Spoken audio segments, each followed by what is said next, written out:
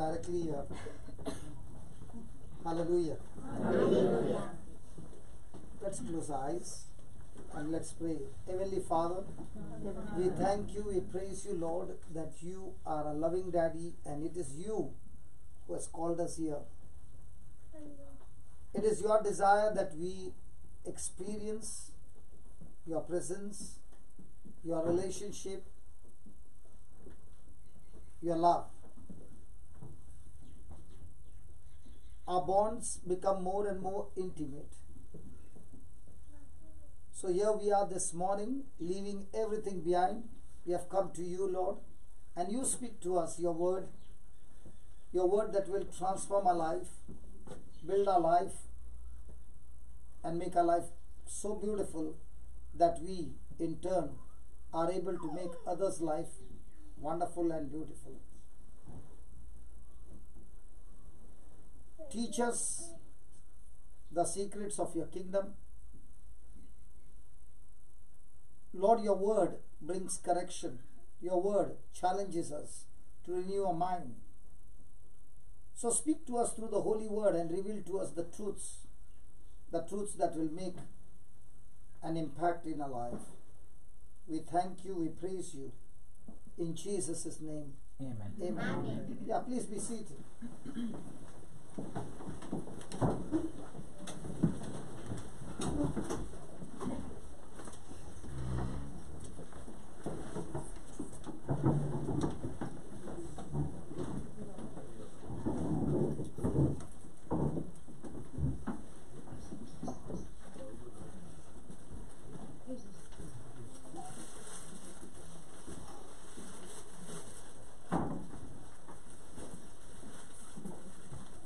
Praise God. Praise God. We are going to study the word, and after understanding the word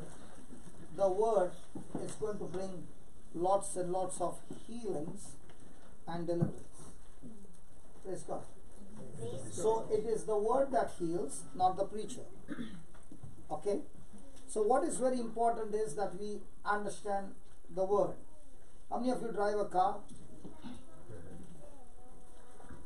So all those who drive your car, when you put a reverse, do you put it on your feeling or you want to make that your decision? So you put a reverse in your car and you don't understand the gears. Then you say Psalm 91 and some more prayer, and then you look in front and you say, God, my car is going to move in front. In the name of Jesus, car move in front. But you have put a reverse gear. What do you think will happen?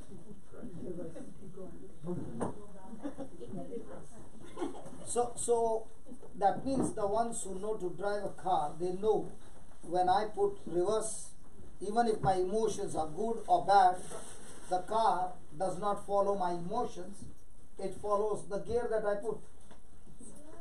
Is that right? Yes. In the same way, the Lord wants to tell us that His word is a law.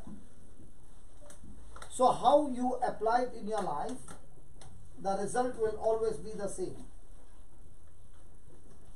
Has anybody ever doubted when you put a reverse gear whether the car will go behind or front? Can we talk? Sister, can you tell them to talk to me? If you're on a slope like this, then there's doubt. Even if it's a slope like this, Downward slope. sister, then you don't know. If you put a reverse gear, even though it's a slope, by the time you press the accelerator, the car will go behind, not in front. Do you drive? Mine goes in front. Let's have a check. Impossible. Might be your car has got no gears then.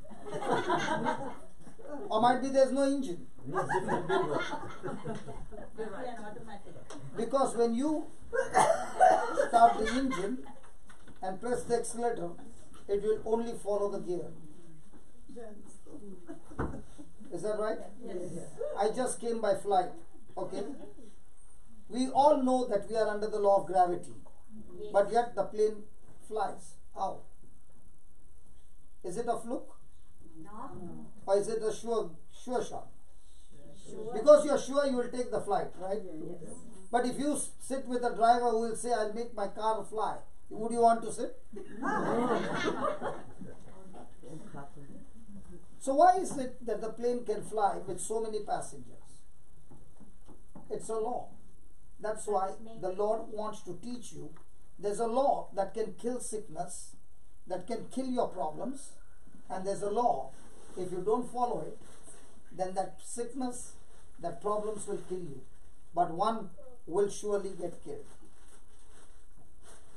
So I'm not here to give you some theory, but to teach you the truth from the Bible. And then we will see with our own eyes people getting healed so instantly of different sicknesses. Why? Because you are shifting your gears to the Word of God. So when the plane flies, it doesn't mean that there is no law of gravity. The law of gravity is always there. But the engine that is firing at such a high speed that the air, which you can't see. Now, can you see air? No. But at that speed on a runway, it becomes like a storm because the plane is flying at it's going on a runway at around 350, 400 kilometers. So the air that comes against it is what lifts the plane up. In the same way, when things come against you and you are firing your faith is what will take you into victory. Praise God. Praise God. Let us settle some of the lies of the devil and destroy it before we start listening to the Word of God. Is that right? Yes. So when the plane is high up, does the pilot say, oh, now the gravity can't touch me, so he switches off the engine? Does he do that?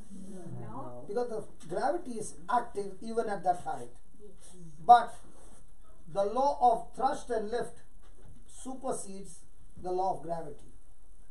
In the same way in our life, just like the gravity pulls you down, the things of this world is going to pull you down and try to destroy it.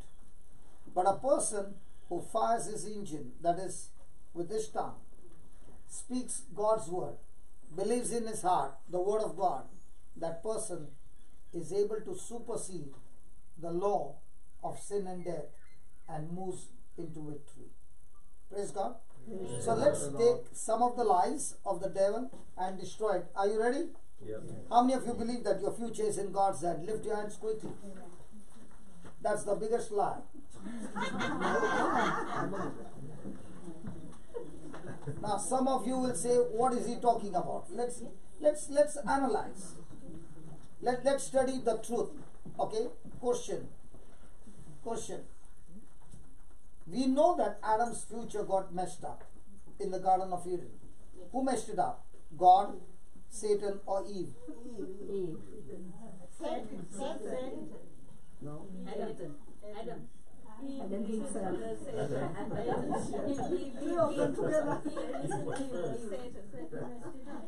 Neither God, neither Satan, neither Eve. It was Adam's own decision to disobey God. So in your life, every decision that you make, you have freedom of choice. But once you make that decision, the consequences that comes with that decision, you don't have a choice. It comes as a package. Adam had a choice to say no to what Eve said.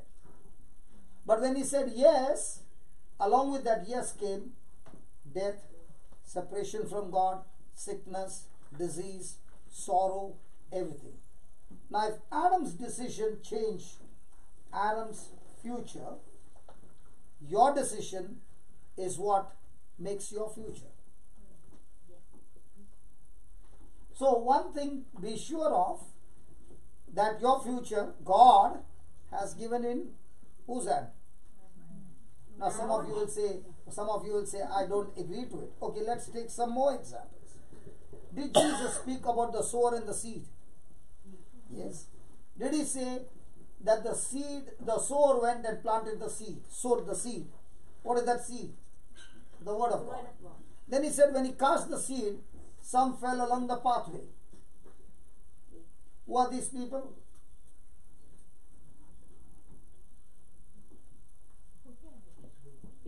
no strong faith. Did you see the answer from the Bible? We always have answers with our own understanding. The Bible says when the seed was cast along the pathway, Satan comes at once. And he takes the seed away. From whose heart? From those people who heard the word but did not understand. In Matthew 13, verse 19, he says, Matthew 13, 19, he says, the seed that fell along the pathway are those that fell where Satan comes at once and takes the seed away. These are those people who heard the word but did not understand. Now, why am I sharing with you these truths? So that you understand the truth. So that now you understand that my future is not like a bingo game, that God will call out some numbers and I'll see in my ticket, oh, my number is there, praise God, I won it. No, it's a game of skill. It's a game of strategies. So of all that you are sitting here, if you sat down here, heard the word, but did not understand, because your focus is, when will the healing begin? You will get the healing, but the healing won't remain. Why? Because the one who got out of you will come back this time with more intensity to attack you. And if you don't know how to fight back, you will be destroyed. First seed.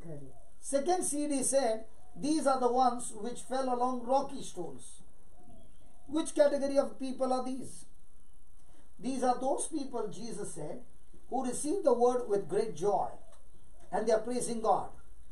But when persecution comes on account of the word, they get easily offended. When was the last time you got offended? In 19? Even yesterday. Even yesterday, and you started laughing. Now what to do? Only laugh or cry. Now, a person who gets offended, a person thinks, I've done the right thing. But the moment the person got offended, it's like a house where the fuse is blown off. None of the appliances work. In the same way, nothing of God's kingdom operates in your life when a person is offended. So Satan knows that if I can get a person into offense, into bitterness, I can rule over this person and make this person's life miserable all along. So if you understand, by me getting offended, I'm the one who is going to get into a mess. Would you like to get offended? No.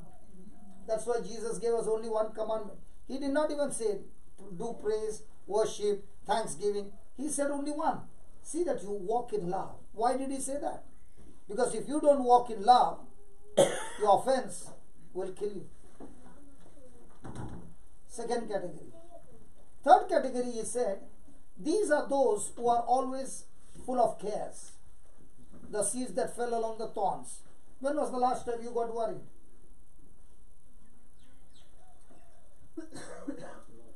Do you get worried? Yes. So, which category do you come? The third category. Then he said, the cares of this world, the pleasures of this world. If Satan sees that this person is not getting caught up with the cares, then he opens the blocks, allows the blessings of God to come. Do you know when is the dangerous time in a person's life? A Christian life? The most dangerous time in a Christian life is when his prayers get answered. Why do you say that, brother? Because when a person's prayer is not answered, you'll see him in church all the time praying. The moment the prayers get answered, you don't see him after that in the church. Why? He is enjoying the blessing and forgot the blessing. I know so many people who come for the meetings when they are sick. Once they get healed, you never see them till they get into a next mess which is bigger than before. Because the relationship with God is, what can I get from God? But the day the relationship is, Lord, what you have done, I want to be in love with you. I have not come to receive anything from you. I have come to give you my praise. I have come to give you my thanks. I am not even worried whether I get healed or not, but I want to be with you. When a person has that kind of an attitude, his relationship is excellent. Then he says, if the worry did not get you, the pleasure of the world did not get you, then he will attack you in the area where you were delivered from sin. Because he knows that's the weakest area this person has, and he will beat you up in that area to get you into sin. And when a person is in that sin, he cannot produce the fruit of heaven. Third category. The fourth category, he said, the ones who have got a good heart and with lots of patience and endurance, these are the ones who will bring forth good fruit. So my question to you is, your future is in whose hand? So the problem is with the seed? No. Is the problem with the soil? Yes. The soil is your heart. So if you don't find good things happening in your life, then the first thing you should ask yourself, Lord, I want to check the condition of my heart. When the heart becomes a good soil, Satan can never stop you from all that God wants you to have. Praise God. Praise God. So is your life a bingo game? Have you ever heard people saying, my life got messed up from the time I met this person?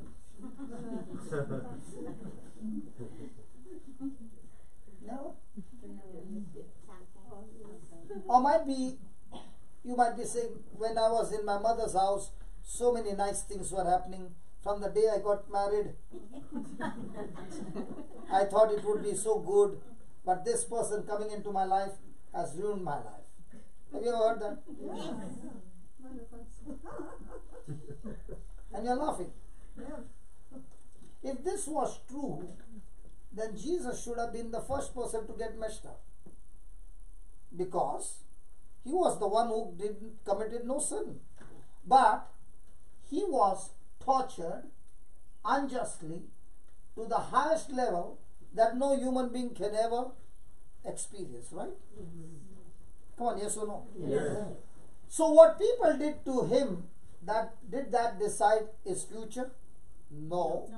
When people did wrong to him, how he responded decided his future. With love. Right? With love. So, just because I am going through rejection, just because I'm going through all kinds of opposition and all kind of negative things happening in my life, that doesn't mean that my future is going to be messed up. But how I respond is going to decide my mess up. So are you ready? To learn the strategies. Has anybody ever played table tennis? Yes. Anybody with badminton? When you first took the racket of table tennis, was the ball on the table? No. So did you give up? No. Or did you go and learn the skill? So the more you practiced and the more you were under a coach, can you come to a position that you can win the game? Maybe. So the life is nothing but a table tennis. Satan on the other side, who is your invisible opponent, is going to serve you and he's going to watch how are you going to respond. If you respond God's way, you win the match. You respond your emotion way, you lose. So most of the time our life is governed by what? Truths or emotions? So can he bash you up all the time? Yes. Hello? Lives which are governed by emotions, the decisions are wrong. Lives that are governed by the Word of God, the decisions are right. That's why the destination will always be right. Example, do you submit, obey the woman who sits in your car? The GPS woman?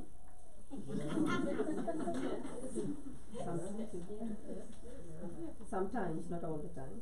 When you are in a new place, Yes. you have no option. Yeah. Yes. The place that you know, you will say, oh, she's taking me from a long cut. I know. Yes. That time you overrule her.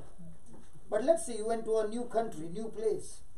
You are totally depending on her. So are we supposed to totally depend on the one who has never lost a match in his life, the Word of God, Jesus Christ of Nazareth? Yes. So are we ready? Yes. Okay. Open your Bible to Proverbs chapter 6 verse 2.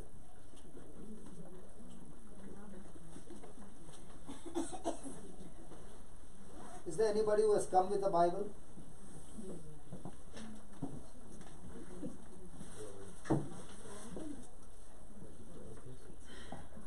Proverbs chapter 6 verse 2. Isn't it looking interesting that I've come to study the Word and I've left Jesus back home? No, I'm not accusing anybody, but I'm just pointing out to you. Hello, are you with me? Yes. You have come to receive the truths, right? Yeah. Or have you come for your healing? Truths. Who will set you free? No, not Jesus, sorry. Who will set you free? The truth will set you free. And where's the truth? The Word of God, when the Word abides in you. Right? So if you don't know the truth, can you be set free? No. Listen, have you ever seen a fight between an eagle and a snake? In the movie, yeah. So how does the eagle fight? On the ground, or it picks the snake in the air? Fix the snake. The eagle knows that the snake on the ground is extremely cunning and very quick. But the same snake, the eagle looks from the air, and in a matter of seconds picks him up from the ground. Now, is the eagle fighting the battle on the ground or in the air? Yeah. In the same way, the day a man thinks of fighting his battle with his sense knowledge, he is a loser. But the same battle, he fights the same battle with the Word of God knowledge, he is always victorious.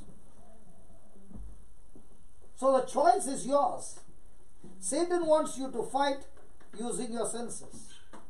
And your job is to fight using not your senses, but one more sense called faith sense.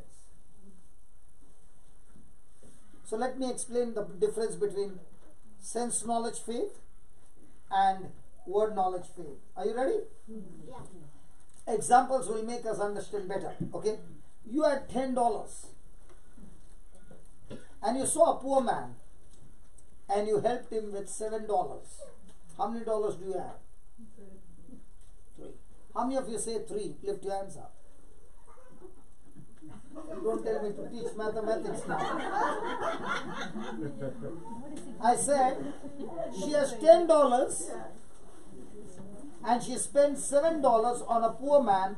How many dollars will she have in her hand? More than 10. More than 10. 3 in the hand. Now, all those who said 3 in the hand are operating on faith, which is called as a sense knowledge faith, or the truth that comes from the world. Now, Jesus says that when you give, it shall be given to you how? Good measure, pressed down, shaken together, running over, shall, not God, men, given to your bosom. Now you have 2 knowledge. One knowledge saying, I got 3. Second knowledge saying, Jesus saying, I will multiply because you went and gave it to the poor. So I'll make your finances now 700. Now the question is, in my day-to-day life, which knowledge do I follow? A person whose decision is based on 3 lives like any person on this planet Earth. Whether you're a Christian or a non-Christian, your decision is the same. And therefore the result is still the same.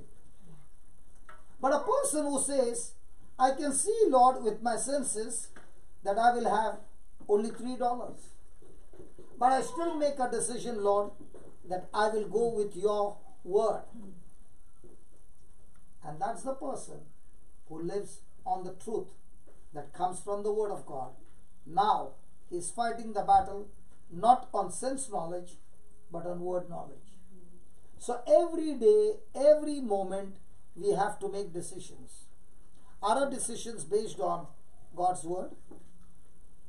For example, Monica, when she came and I met her outside, she was with oxygen cylinder.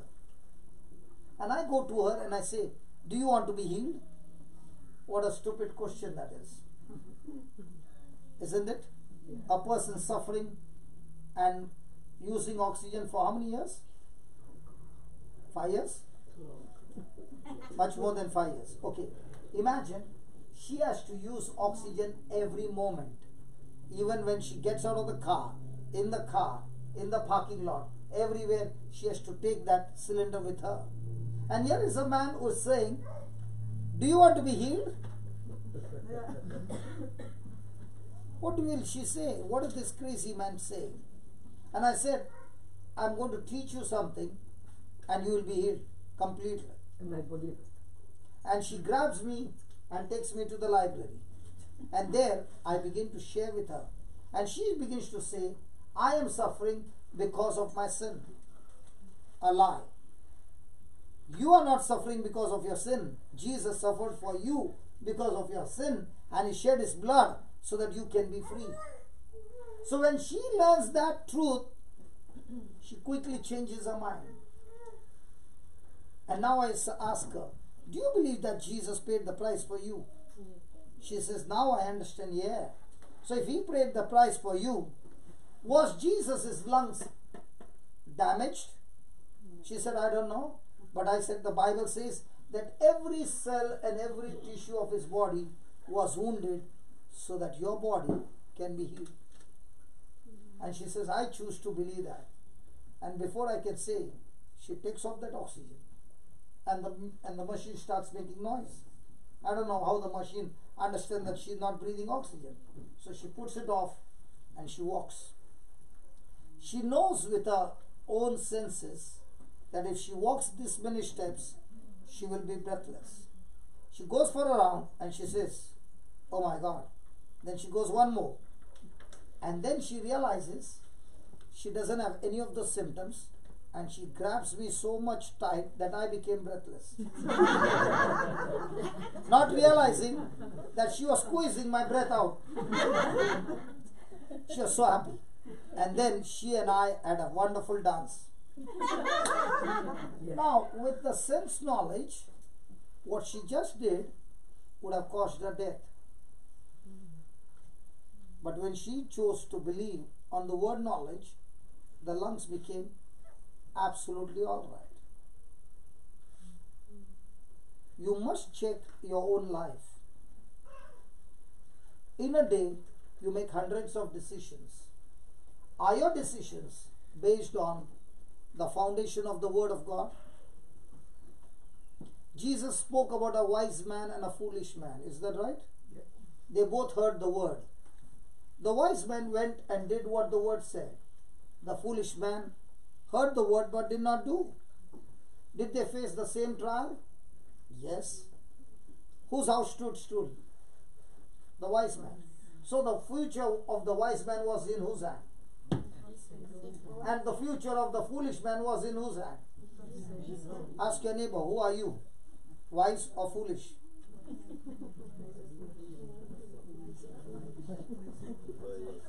What is your neighbor saying?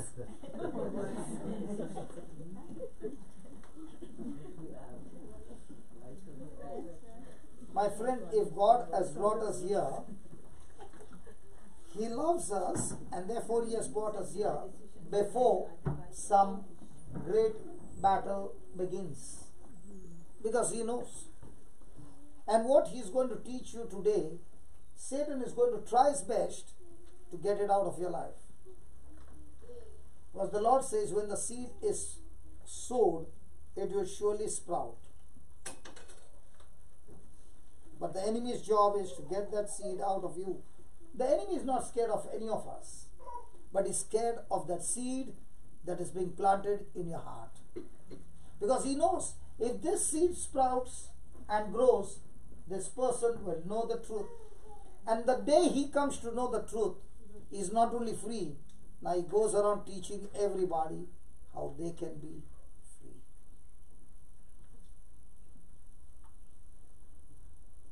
The challenge is not how much you get the knowledge of the Bible. The challenge is how much are you willing to change your thinking, to believe and act on that 700 and stop acting on 3.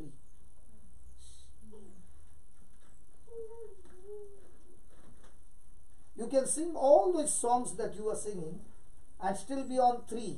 It doesn't work. And a person can walk and know nothing and sit down there and listen to one scripture and says, I'm going to go and do on it, live on it. Excellent results.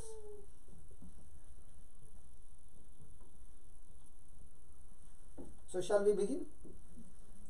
This was introduction. Now in the introduction, do we now realize that might be you are living a defeated life. I've come to give you the good news. No matter how bad your life has been, if a person makes a decision, from now on, my emotions don't rule over me, the word of God rules over me, in no time, you walk into victory. The person talking to you once upon a time used to be a psychiatric patient. Once upon a time, a person who lost his business. I had 7 factories, house, everything I lost because of my sinful life. Came to a position where I did not even have money to eat food. And I thank God at that time, somebody introduced me to Jesus. I thank God, not a prayerful Jesus, but the Jesus who taught me the word of God. Prayer does not make faith work. What did I say? Prayer does not make faith work. But faith will make your prayer work. What's the difference? A prayer with the faith of sense knowledge will never work. But a person with the word knowledge and he opens his mouth and prays, at once it will work. So most of the time, are we champions in praying? We Catholics are champion in praying. But we pray with sense knowledge. Come on, let's be honest. And that's why years go by and we get frustrated. But the same Catholic gets into the word, learns the word, and now makes a prayer. Instantly, there are results. And that's why I told you before we started that we will see amazing healings over here. Why am I saying that? Because my job is to change you to preach the word, and the word job is to change you from your sense knowledge to your word knowledge. Do you pray over people? Do you pray over people? Yes, sometimes. Very rarely? Within last year I haven't done any, but Okay. year before. So today you will be the first one to pray over people and there will be healings. Do you know why I'm saying that? Because from the time I've come, you are so very attentive. Attentive like a sponge who is saying, God, I've come to your house and I don't want anything. I want everything that is speaking.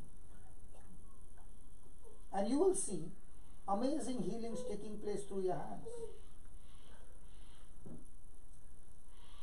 In God's kingdom, there are no favorites. In God's kingdom, it's all about how much are you thirsting for Him.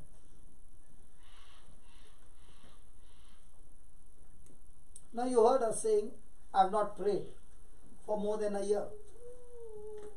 And you will see amazing healings taking place through her hands. If it can happen through her hands, can it happen through everybody's hands? Yes. Or is she special? Are we ready? Yes. So let's open to Proverbs chapter 6 verse 2. Proverbs 6 verse 2. Can somebody read it, please? You are snared by the utterance of your lips. You are snared by the utterance of your lips. Some other Bible? If you have been trapped by what you said, If you have been trapped by what you said, so where's the trap? what you said with tongue. So hold on, don't go. We don't want to learn so much. We want to learn so much, but get the understanding of it. Where's the trap? In your mouth. And what's the trap? The tongue. Your words. So let's say you spoke 1,000 words, or say 100 words this morning. How many words did you speak the word of God? And how many words did you speak? Your emotions, your hurts, your pain, and your problems. Which one? See, please let's not laugh and let's be serious and ask a question, because this is the reason why you are trapped. Do you know what's the meaning of trap? A prisoner, a slave, whose desire is to be free, but is locked up. A captive. And the Bible says, Satan uses your mouth to speak his words and keep you trapped all your life. Let's take for example, the doctor's report came that you got cancer. How many times will you open your mouth and speak about cancer?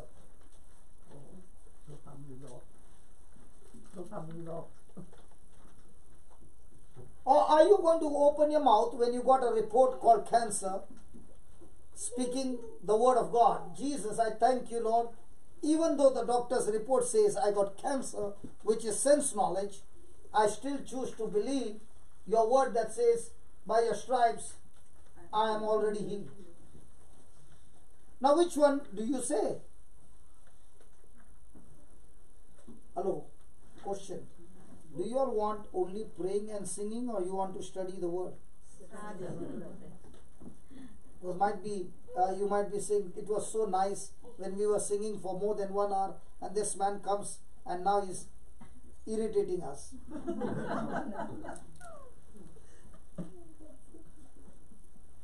Because singing time, it was so nice, and some of you had beautiful voices. And when you're singing, isn't it, don't you find peace coming? Yes. And how long does that peace remain? I sometimes wonder, did Jesus have a singing ministry?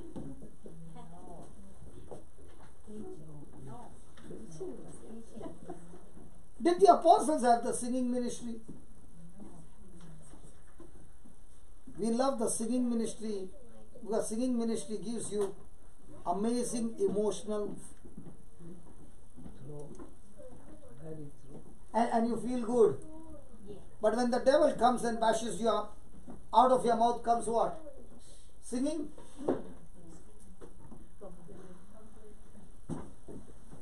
Now my question, the first word that we took, is it challenging you and telling you where you're going wrong? I'm not here to condemn you.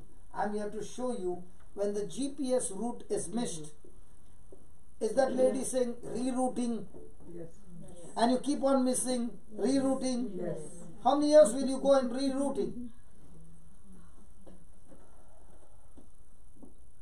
So are you interested in God's destination or your own? So to go to God's destination, what's the first thing he said? Hey, listen, there's a trap the enemy is using which you don't know. And what's the trap? Your words. Why the trap? Your words. Because are we created in the likeness and image of God? Yes. Are we God? Are we like God? That also I don't know. Is the Bible saying, are we created in the likeness and image of God? Yes. So are we like God? Yes. Did God create by His word? The word. Yes. Did He do everything by His word? Yes. Did Jesus heal people by His word? Yes.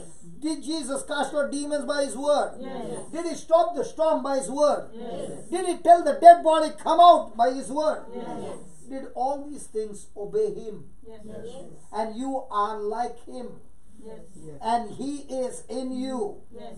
So what words do you speak?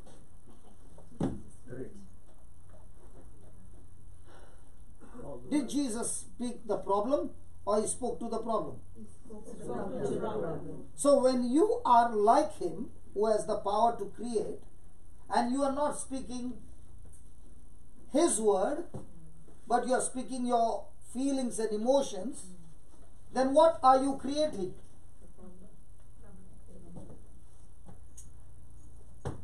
So can we ask God to cancel those words? Hello? Yes.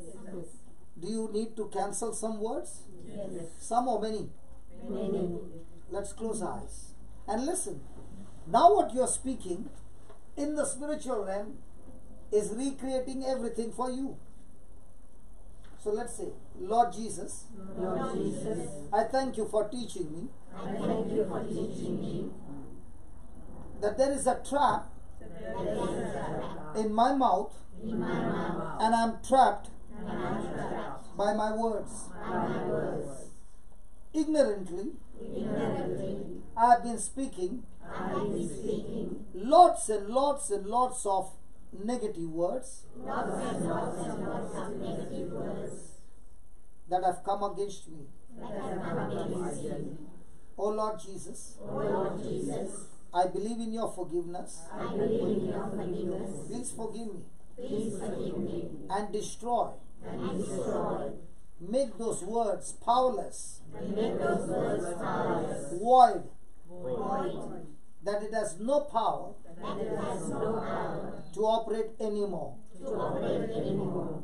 In the name of Jesus, In the name of Jesus, I declare I declare every fear-filled words every negative words are destroyed are destroyed that came out of my mouth. that came out of my mouth. And from now on, And from now on, Lord Jesus, Lord Jesus, help me help me and teach me and teach me to speak faith-filled words. to speak faithful words. I thank you, Lord. I thank you, Lord. You are my God You are my God who answers my prayers. who answers my You prayers. have answered my prayer. You have answered my Heavenly Father, Heavenly Father, in the name of Jesus. in the name of Jesus. Amen. Amen.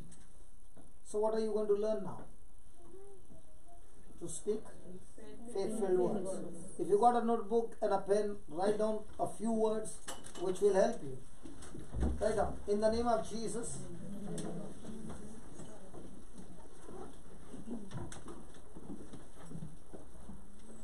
Write down. In the name of Jesus.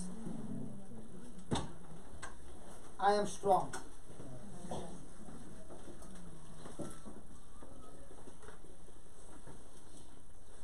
I am healthy.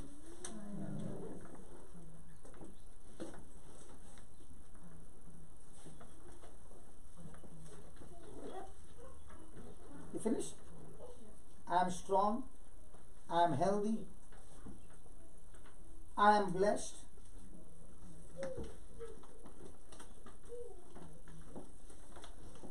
I am powerful.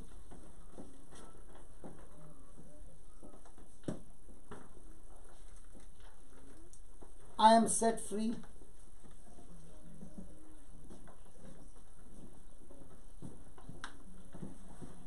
I am anointed.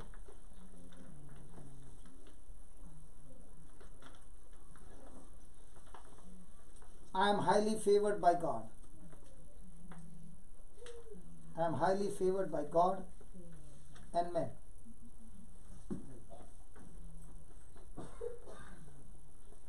Who has finished writing?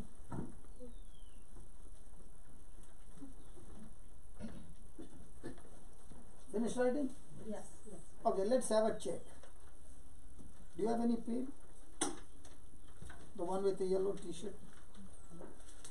No.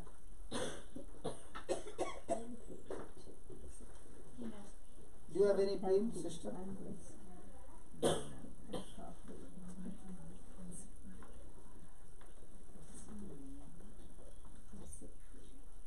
Excuse me, sister.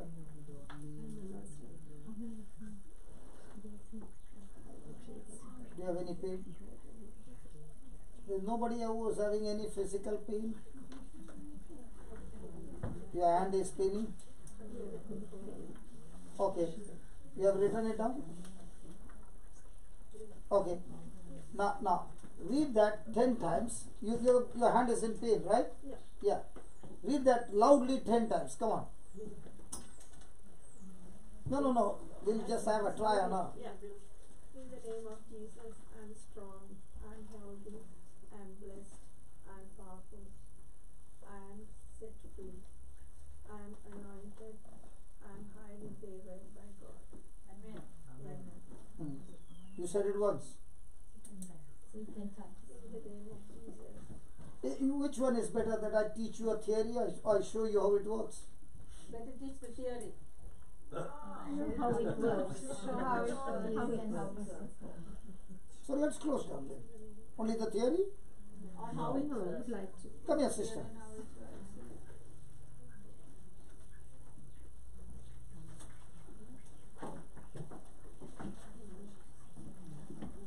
How long you got this pain? For how many years? Not years. Maybe about 2-3 weeks. 2-3 weeks, and it's painful. Well, when I do something, I feel it. After that, Okay, I think it will go away. Then we will give you a lot of work to do. Okay, go ahead and read that 10 times. Now, Yeah. in the name of But don't you want it to be healed now? yes. Yes. In the name of Jesus, I'm strong, I'm healthy, I'm blessed, I'm powerful, I'm set free, I'm anointed, I'm highly favored by God. Say it with confidence, like a soldier. Yeah. In the name of Jesus, I'm strong, I'm healthy, I'm blessed, I'm powerful, I'm set free, I'm anointed, I'm highly favored by God.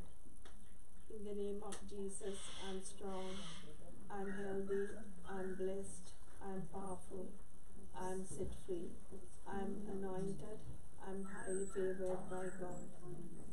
In the name of Jesus, I'm strong, I'm healthy, I'm blessed, I'm powerful, I'm set free, I'm anointed, I'm highly favored by God. In the name of Jesus, I'm strong, I'm healthy, I'm blessed, I'm powerful, I'm set free, I'm anointed, I'm highly favored by God. Now move your hand. Who is it? Okay, say that loud. In the name of Jesus, I'm strong. And when you have said it the 10th time, I'm going to ask you to close your eyes and say. Because only saying and not understanding what you're saying will not give you anything. Yeah. In the name of Jesus, I'm strong, I'm healthy, I'm blessed, I'm powerful, I'm set free, I'm anointed, I'm highly favored by God. In the name of Jesus, I'm strong, I'm healthy, I'm blessed, I'm powerful, I'm set free, I'm anointed, I'm highly favored by God. In the name of Jesus, I'm strong, I'm healthy, I'm blessed, I'm powerful, I'm set free, I'm anointed, I'm highly favored by God. In the name of Jesus, I'm strong, I'm healthy, I'm blessed, I'm powerful, I'm set free, I'm anointed, I'm highly favored by God. Now you say. In the name of Jesus, I'm healthy, I'm strong, No problem if it goes up and down, no problem. But you say all. I'm powerful, I'm set free. I'm blessed. I'm blessed. I'm anointed. And I'm highly favored by God. One more time. In the name of Jesus, Jesus, I am strong. I'm strong. I'm healthy. Very good. I'm powerful. Very good. I'm blessed. Very good. I'm anointed. Anointed. Very good. Anointed, and I'm highly favored by God. I am set free. I'm set free. I am set free. I'm set free. Now, give a hard jerk. Now. Gone? Yes, slightly. Yeah. Yeah. Most of it is gone. Yeah. Yeah. Now, did it take much time? Now, words have got power. What problem you had? I've been having a bad neck pain since about yesterday, but it's to do with my general rheumatoid arthritis condition. So now when you were saying what happened? Yeah, it's been getting better. Yeah. Yeah, sit down. I'll share with you why I gave you these words. There was this man is there in India. He was suffering from bone cancer, last stage. And the doctors told him that might be the last week for your life. And there is no other medicine to give you, but this time we'll give you a chemo, which is very, very strong. And you will bleed when you pass stool. You will bleed in your urine. You will even bleed from your mouth. You will not be able to eat normal food. So this is the last thing we can do, and this is the last week. Now when he was in the hospital, somebody sent him on WhatsApp one of the teachings from the YouTube. And on one side he was taking the chemo, and on the other side he was listening attentively. And there he heard about the power in your faith-filled words. So after listening, he began to think, if these words have got power, let me give a try. And he began to say to himself these words: I am strong, I am healthy, I am powerful, I am set free, I am blessed, I am anointed, I am highly favored by God. And he said, I said it for at least 6 to 8 hours. Because there was no hope. And when I went to pass stools, there was no blood.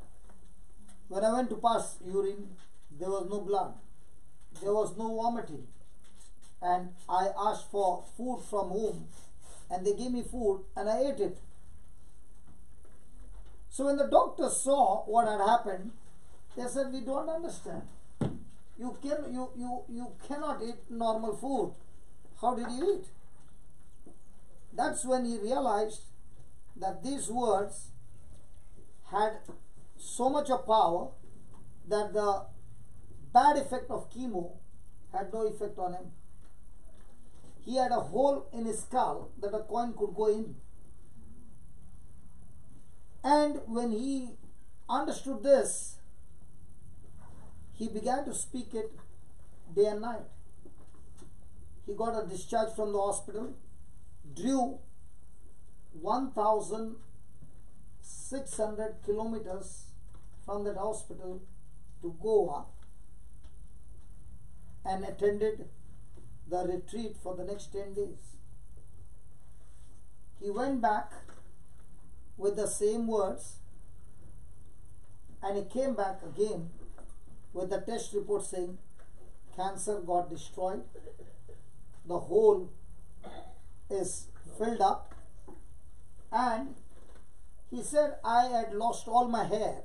And when you said chemo shall not have bad effect on him, because the Bible says in Mark 16:18, even if you drink deadly poison in the name of Jesus, it will not hurt you.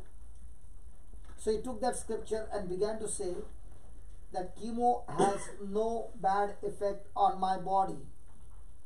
On the 8th day, he saw his beard come back. Now, he has hair all over his body, except his head, where he was bald from before.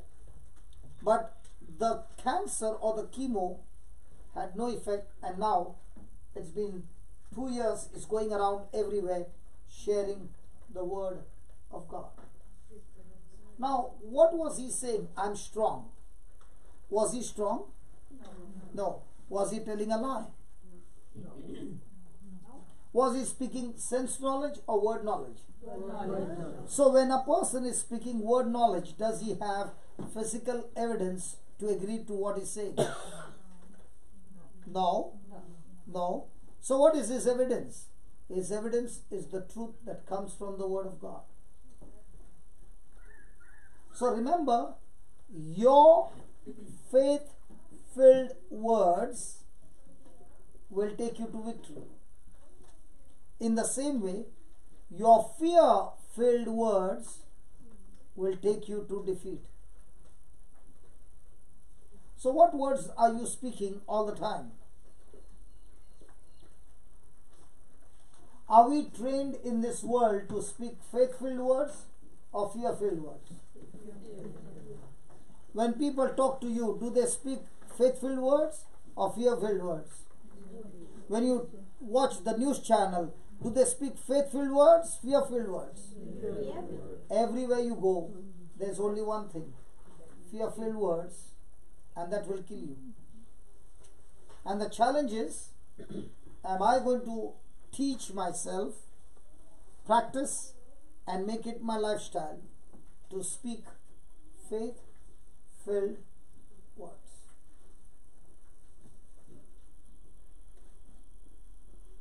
So, are we asked by the Lord to make this correction? Hello? So, are your words powerful? Yes. Can they kill you? Yes. Can they kill your marriage? Yes. Can they kill your children? Yes. Job's children were killed not by Satan, not by God, but by himself. Now you'll say, how do you say that? That's what Job 3:25 says. The things that I feared has now come upon me. In his fear for his children, he always spoke negative things, what he saw his children were doing. And all that he spoke came to pass.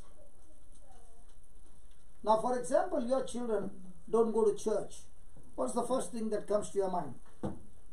My children are not going to church. Did you speak faith-filled words or fear-filled words? Will they ever go to church? Who is stopping them? Your words. So when you see with your eyes the wrong things, what do you open your mouth and say? When Moses saw that Pharaoh was coming from behind with his army, the two mountains on the other, both the sides, and he was in the valley, and the Red Sea in front of him, what did he speak? Faith-filled words or fear-filled words? He commanded the Red Sea to be opened, right? Come on. You look at every example in the Bible where there was victory. The victory only came after, but the words were spoken before. When God saw in Genesis 1 that the earth was void and formless and darkness covered the face of the deep, did God say there is darkness, or did he say let there be light? So did God speak faith-filled words? Yes. What did those words produce the light? So in your life, if there is darkness, in your life there is defeat, in your life there is pain and sorrow, what do you speak? So when you have spoken the fearful words, will those things remain and torture you, or will they be destroyed? They will remain. And they will do what? They will destroy you. So write down.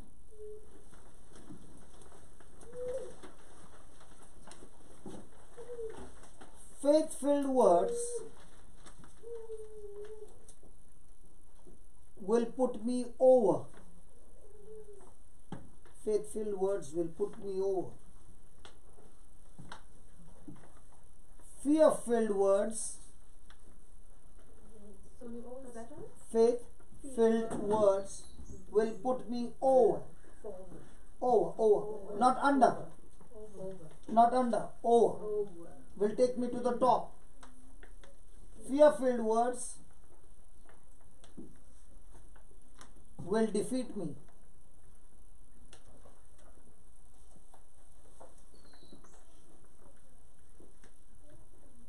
Words are the most powerful thing. Words are the most powerful thing in the universe.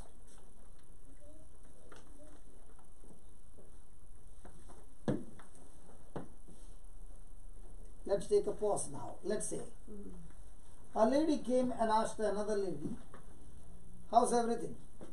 She said, fine. Good. Faith-filled words. How's your marriage? Good. How's your husband? Very good. But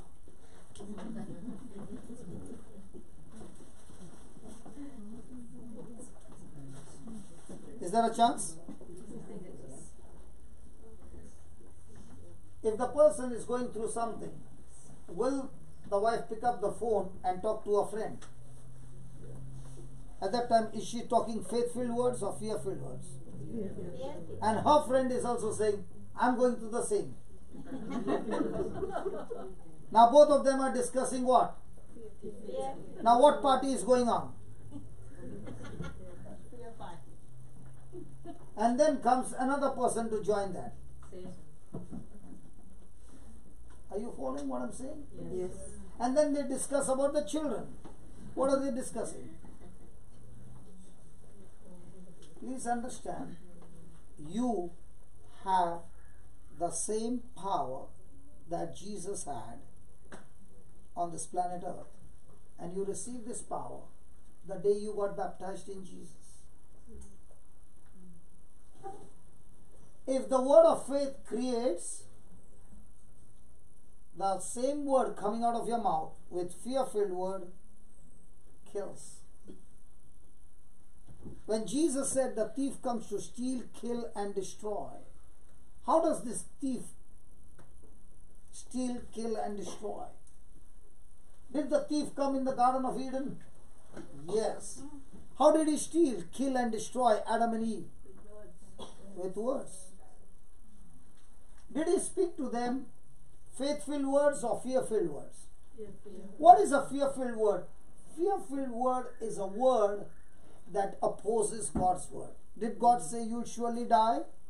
Yes. Did the devil say you will surely not die? Yes. So that means the fear-filled word always opposes God's word. Now did they receive and act on the fear-filled words? Yes. Did it bring destruction? Yes. In your life, do you receive knowledge every day? Yes. Do you receive knowledge from the Bible or from the world? Isn't it looking excellent? Yes.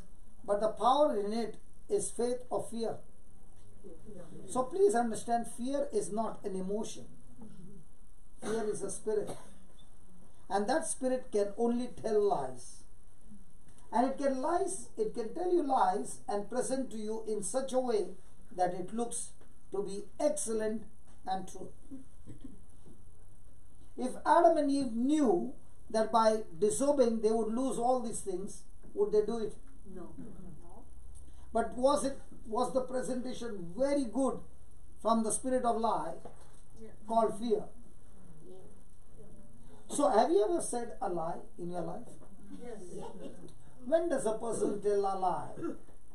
When that person has fear. When does a person say truth? When he has faith. So God cannot tell a lie because He is the truth. And a truth is spoken because He has faith. Can I just ask something? Yes, please. Please be free. Yeah. So basically Jesus says, I'm the word. And you just said now about the word is truth. Yes. So I was just wondering how this connects to Jesus says, I'm the word. And then, you know, God's word said I really liked. But my word is what governs what happens to me. Yeah. I'm wondering if there's a link with Jesus said, I'm the word. So when Jesus said, I am the way, The word. I am the way, the truth, and the life. Okay? Okay, I'm mixing up with word. Okay. No, it doesn't matter. When he said, he never said, I am a way. He said, I am the way. The Bible is the only way. When it is a way, means that out of many ways, I am one of the way. But he never said, I am a way. He said, I am the way. There's no other way. So when you discover the Lord's way, only then you will know the truth. And when you practice the truth, that truth will kill death and you will experience life in abundance. Okay, I'll give you a more simple way. The thief comes to steal, kill, and destroy. I've come to give you life. So what is the thief coming to steal, kill, and destroy? Life. Not wife. Life. Okay. Now what is life? Do you have life? Yes. So if you have life, why did Jesus come to give you life? New life. So what is life? Life is calling the way of life. Jesus came to give us life. So what is life? I did not say what is wife, okay? You can give me big description about the wife. What is life? Okay. I want to tell you what is life. What is your life? What is your life? What is her life? Everybody's life. Your life is the sum total of your words, thoughts, emotions, decisions, actions, desires, will. The full total is your life. So if your words were ungodly, what will be your life? Your thoughts were ungodly, what will be your life? Your decisions were ungodly, what will be your life? Your desires are ungodly, what will be your life? So now when Jesus says, I've come to give you life, what is he saying? I've come to give you my words. And my words will produce what? Godly thoughts, godly emotions, godly decisions, godly action, godly desire. So now what are you doing with your life? I'm cancelling my thoughts, my desire. Please give me 2 minutes. In exchange of Fear of him. God's word. So what do I do with my words? You have to kill your words. Kill the fears and exchange. So will there be a crucifixion? Yes. What is the crucifixion? Of my Sins. words, thoughts, desires.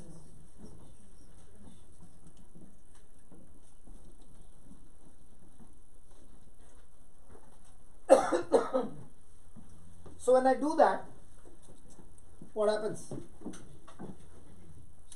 My life got crucified. Now Jesus' life is flowing through me. Praise God. Is that clear? Yes. So everyday challenge is what? The thief is coming to give you his word, which is a seed. And you are saying, I don't accept the seed. I accept the seed called the word of God. Now you are living by the word of God. Will your life change? Yes. Guaranteed. Is that clear? So write down.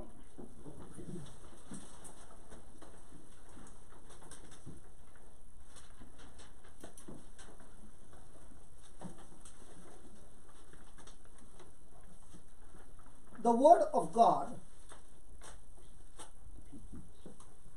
God, is a spiritual law.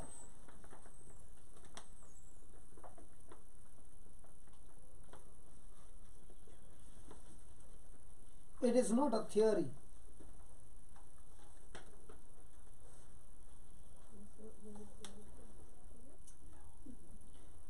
It works every time. It works every time it is applied correctly. It works every time it is applied correctly. This is a spiritual law.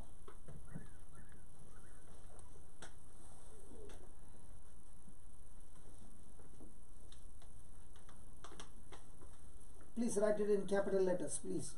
God never does anything. God never does anything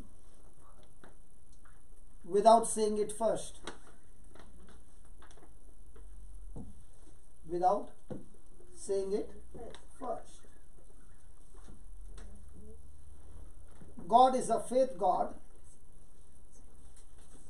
God is a faith God.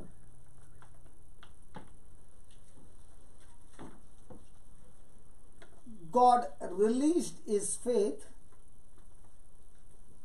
God released his faith in words.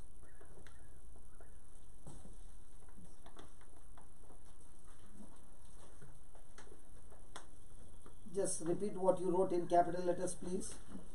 God never does anything without saying it first. God is faith God. God is his faith in words. Now, are you like him? So what are you supposed to do? You're supposed to say it first. Then, are you supposed to say it with faith? Yes. Yes. Yes. How do you release your faith? By using faith words. By using Faith words. your words. Okay, okay. Now, let me give you an example so that you understand. Have you ever been to a restaurant? Yes. Yes. Okay, I'm the waiter. Will I give you first a menu card? Yes. And then you will say, please give me some time. So I will go around and come back and say, ma'am, what's your order? What will you say? I'm sorry, I'm not ready. Okay, I'll take one more round and come back. Again, I'm sorry, I'm not ready. If you do that, will I be ever able to deliver you anything in the restaurant? No. So what will you do, Monica? I have to make decision. So what decision have you made? This is the menu card. Yeah, what will you have? You'll say, get whatever you want? No. No. So what will you say? I will Will you have choose. chicken or what? I will choose some. Yeah, you choose. So will you speak to me? Now, will you speak something that's in the menu card or somewhere else? No. In the menu. Are you sure? Yes. So I repeated the order. Then I will grab you with my hand and take you to the kitchen to prepare that what you ordered. No. Then who will prepare for you? A chef in the kitchen. So what's your job? Wait and thankful. No, what's your job first? To place an order. Yes. Yes, of course. And then start screaming for the delivery? No. Be cool about it. Patient. Be patient. So you place the order. I say, I'll be back, ma'am. Now you and your friend are sitting. Now will you both discuss when will the food come, or you all are discussing something else? Something else. Something else. What about me? Am I standing next to you? No. No, I am on my job. Yeah. Now are you giving bad words? No. You are busy with you. Now who is in the kitchen working hard? Okay.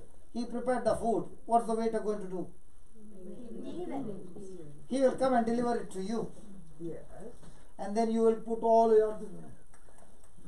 And then you will finish it. After that he will bring something for you. No? You don't want that? Before I start the meal, I will say prayers. Okay, you said the prayers. Okay, Monica, you said the prayers. Then after finishing, you said the prayers. Yes. Now when the bill comes, do you say the prayers? Now the bill comes. Who pays the bill? Me. Yeah, good. Now in the same way, the Lord says, He has given you a menu card called the Bible. Yes. Now, are you supposed to speak the words from the menu card of heaven or from the world? No, from heaven. So, when you don't speak faith-filled words, which order did you place? From which kingdom? Heaven. There are two restaurants, veg and non-veg. In the same way, the restaurant of heaven, the restaurant of darkness. So, when you opened your mouth and spoke words not found in the menu card of heaven, from where did you speak them? From the darkness. So just like the waiter who waits, gets it done and delivers you, in the same way the delivery will come to you. Yes, it is. Did you follow? Mm-hmm. So what was God's job? To speak faith-filled words. What's the Holy Spirit's job? To take that faith-filled word, convert it into physical things. Yes. How true it is. Thank God, Monica, you understood. And after that, your life has become so beautiful. You helped me. Yeah. But there will be a lot of training that you'll have to go through. Which one is easy? To do with the old habits or grow in the new habits? Is easy? Wow. It's hard. It's very hard. It's very hard. Because it's easy to do what we used to do. It comes so natural, brother. You put some pressure, out of my mouth will come all God's word. Will it come God's word? No. So do you understand? Yeah. Now you must understand your identity. You are not Christ, but Christ baptized in you has given you the power to speak words. And therefore it's very important that you take time to choose your words, because your words will determine which kingdom you are placing in order. Anybody done online shopping? Yes. Or you all don't do your online shopping? Do it. So when you look at the product, you do the transaction Yes. and they say delivery after 5 days. Yes. Does it come? Yes. So online, Yes. Speak it. have you ever done online shopping with your spouse?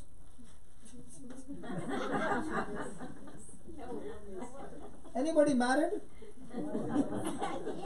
So under pressure, after a few days when the delivery comes, you say, how did it come? You placed the order. Have you done online shopping with your mother-in-law? Well, did not understand online shopping. How innocent these people are. Is that clear? Yes. So your future is in whose hand? Who does the shopping every day? And what's the shopping thing? Your words. So every time you open your mouth, are you placing an order? Bills paid in full? Yes. Yes. Jesus has paid the bills in full. The Satan will come and take the bill, whatever is in there, he will take. He will come to steal, kill, and destroy. So let's say the children are gone on the wrong side. Totally on the wrong side. So now what comes out of your mouth? What you can see. What you heard the children talk to you. How the children are stubborn and rebellious. Now all that plays on your mind and the process is going on, and out of your mouth comes the final product, the order execution, transaction. So now, from now on, what are you going to speak? The things that you see, or the things that you want to see? Things that you want to see. All this time, what were you saying? Things that you see. Touch your neighbor and tell your neighbor, only speak things that you want to see, and shut your mouth and don't speak what you see. Can you tell your neighbor? Can you tell your neighbor? Speak what you want to see. Speak what you want to see. We are laughing, right? No. We might think it's a joke. Hello? You might be saying it's a joke. It's not a joke. Even today, wherever you are, is because of the transaction of the past.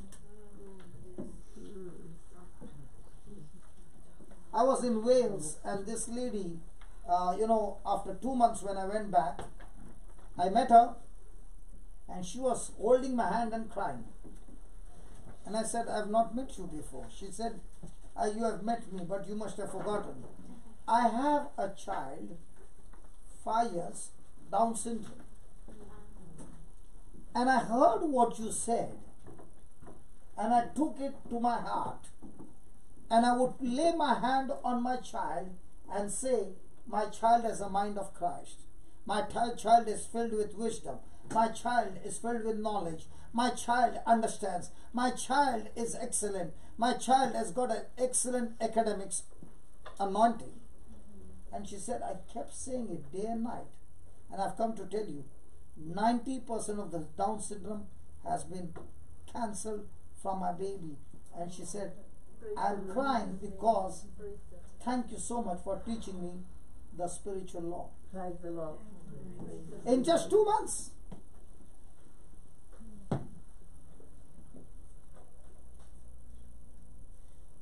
My friend, you are very, very powerful that you can destroy the work of Satan sitting in your place. Because your words can get a person. You are from Sri Lanka? Might be somebody back home is in very bad shape. And you will say, devil, let's fight now. I'm ready for you. And you sit down in one place and you say those words. And you don't stop for 3 hours. You will get a call from there. Everything has changed. Why? Because the words that you spoke, faith-filled words, and you did not stop, has power to get the result. But how many times are we going to say? 1. 10 times. 10 times. Let's say you said 10 times. And how many times are you going to speak your fear-filled words throughout the day?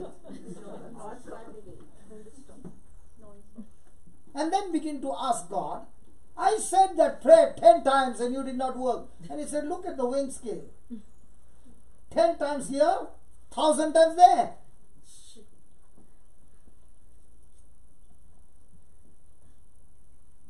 Praise God. Yes. Shall we continue? Yes. Yes.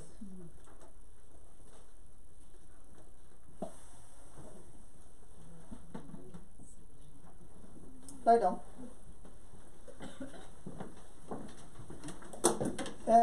Can we speak faith-filled words? Yes. The lunch will be served at 4 o'clock. Nobody said amen.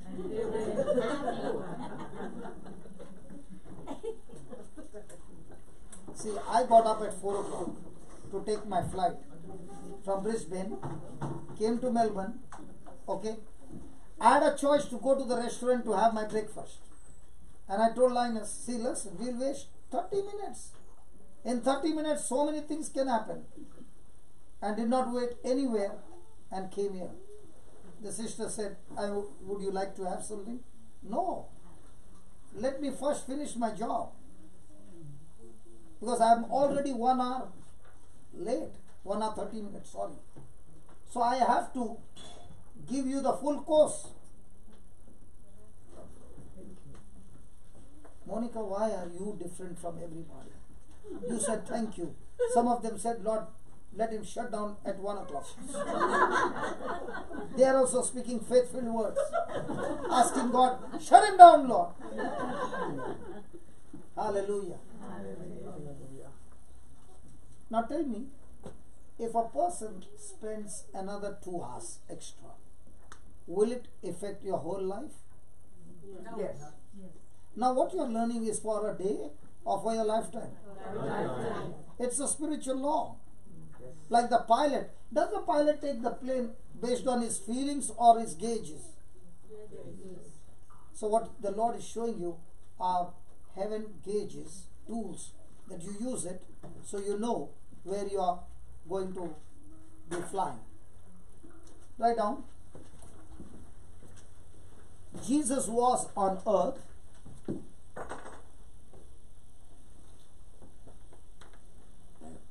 He spoke to the wind.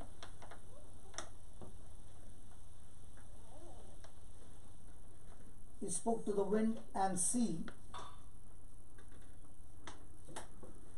He spoke to demons.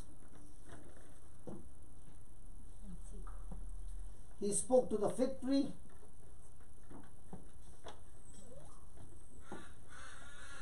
He spoke to the fig tree.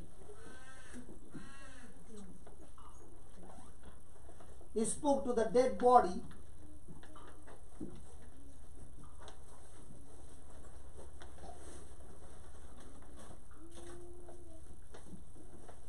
The wind, sea, tree, demons, and even the dead, were obedient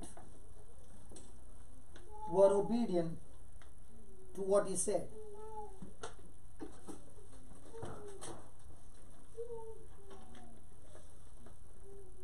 Jesus operated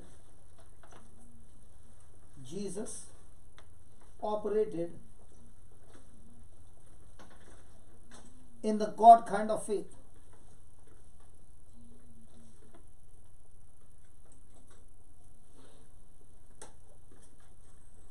Jesus was imitating his Father.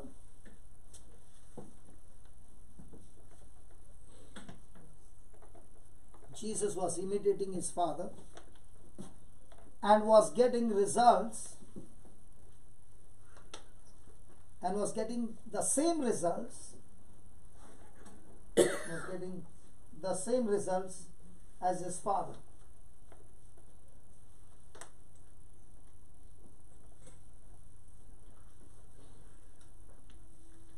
Let's read John 14:12, please. Gospel of John 14:12, please.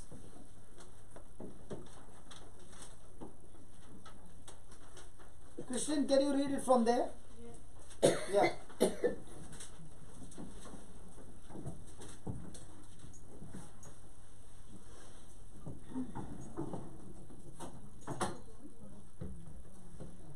John 14:12, yeah.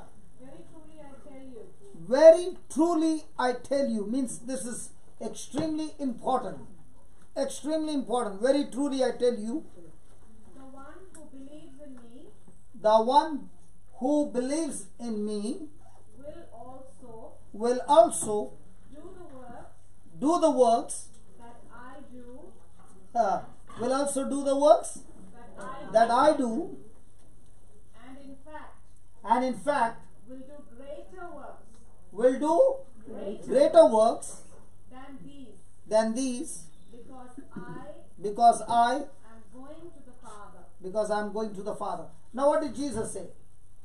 He said, the very things that I do, the very works I do, you will also do it, and not only those which I do, but much greater than that, because I am going to the Father. And who are these who will do? The ones who believe in him. Yeah. Now, did Jesus do the works and get the same result as his Father? Yes. So now is Jesus saying the same you can do as well? Yes. But do we believe? Yes. Our sense knowledge says, and that's why we find it difficult. I was in Brisbane and we finished the session, and the Lord put in my heart to destroy lumps and tumors and extra bone growth. So I told all those who have got lumps and extra bone growth and tumors, please come out. So we were about 15 of them. And I said, now we are going to destroy it. And how are we going to destroy it? By the power of the Word of God. Now the Bible says in Hebrews 4:12 that the Word of God is alive, active, and sharper. And sharper. Hello, sharper than any two-edged sword. So is the Word of God a sword? Yes. Now if Monica is listening to the Word with her ears, is the Word entering her ears? Yes. And let's say she had some extra growth. So now will that Word go to that extra growth? Yes. And if it is the Word, will it chop off that extra bone growth? Yes. I said that's exactly how it will happen. And if you got a lump, then just like a person who scoops Yes. the ice cream, you have seen that spoon? Yes. In the same way, this sword will go right to the root, scoop it out, and take it out. So we were standing there. Out of the 15, I think 12 of them got instant healing where the lumps had disappeared, the extra bone had been chopped off, but the piece was not found, and they were completely healed. The 3 of them, they said the lump was so hard, it has become like a soft jelly. Now when did this happen? When the Word was spoken. So when I stand there, do I believe the works that Jesus did, I am able to do it? Why am I saying that? Because hey, what's the first line you read? Jesus. What did he say? Very truly I say. In other words, he said, pay attention to what I'm saying. Because your sense knowledge will say, you can't do it. But I want you to pay attention. I'm saying to you, you can do it because I have given you that power. But are we believing it? That's why for 1 year, you never went and touched anybody.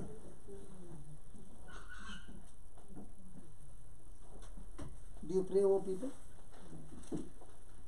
Okay. I pray for others, yes, but not for people. Why not?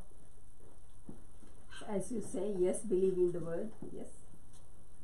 So all this time on the sense knowledge. Both, probably. Sense and Word, both. So now, from now on, are you going to believe Yes. that because Jesus said, truly I say to you, Lord, I choose to believe the word knowledge. You know, when they are all standing, so many thoughts running in my mind and saying, what a foolish man you are. The whole church is watching you. You will be put to shame. And this is being broadcast around the world. Hey, come on, don't be a fool. Don't ever try that. But Jesus said, truly, I say to you. So am I going to obey His orders or my thoughts? His orders. Whose orders are you obeying? From now on. Your oral exams are fantastic. I wonder when I come home to see how it is going on practically in your life. I'm ready. Yeah, I know you are changed, Monica. You mean business. Praise God. The same lady, 6 months back, sense knowledge, 1 year back. Now the same lady on the Word of God, she's saying my whole life has changed. Why? Because now it's no longer about my sense knowledge. If He said, truly I say to you, Lord, I believe truly, I will go and do the job. How many did Jesus choose? 12. If Jesus had to choose 12 for the world, how many does he need to change the world? And if you see all those 12, one got lost, doesn't matter. The 11, did they live their life for themselves or for the Lord? For the Lord. You are living your life for whom? The Lord. Yeah, I can see that. I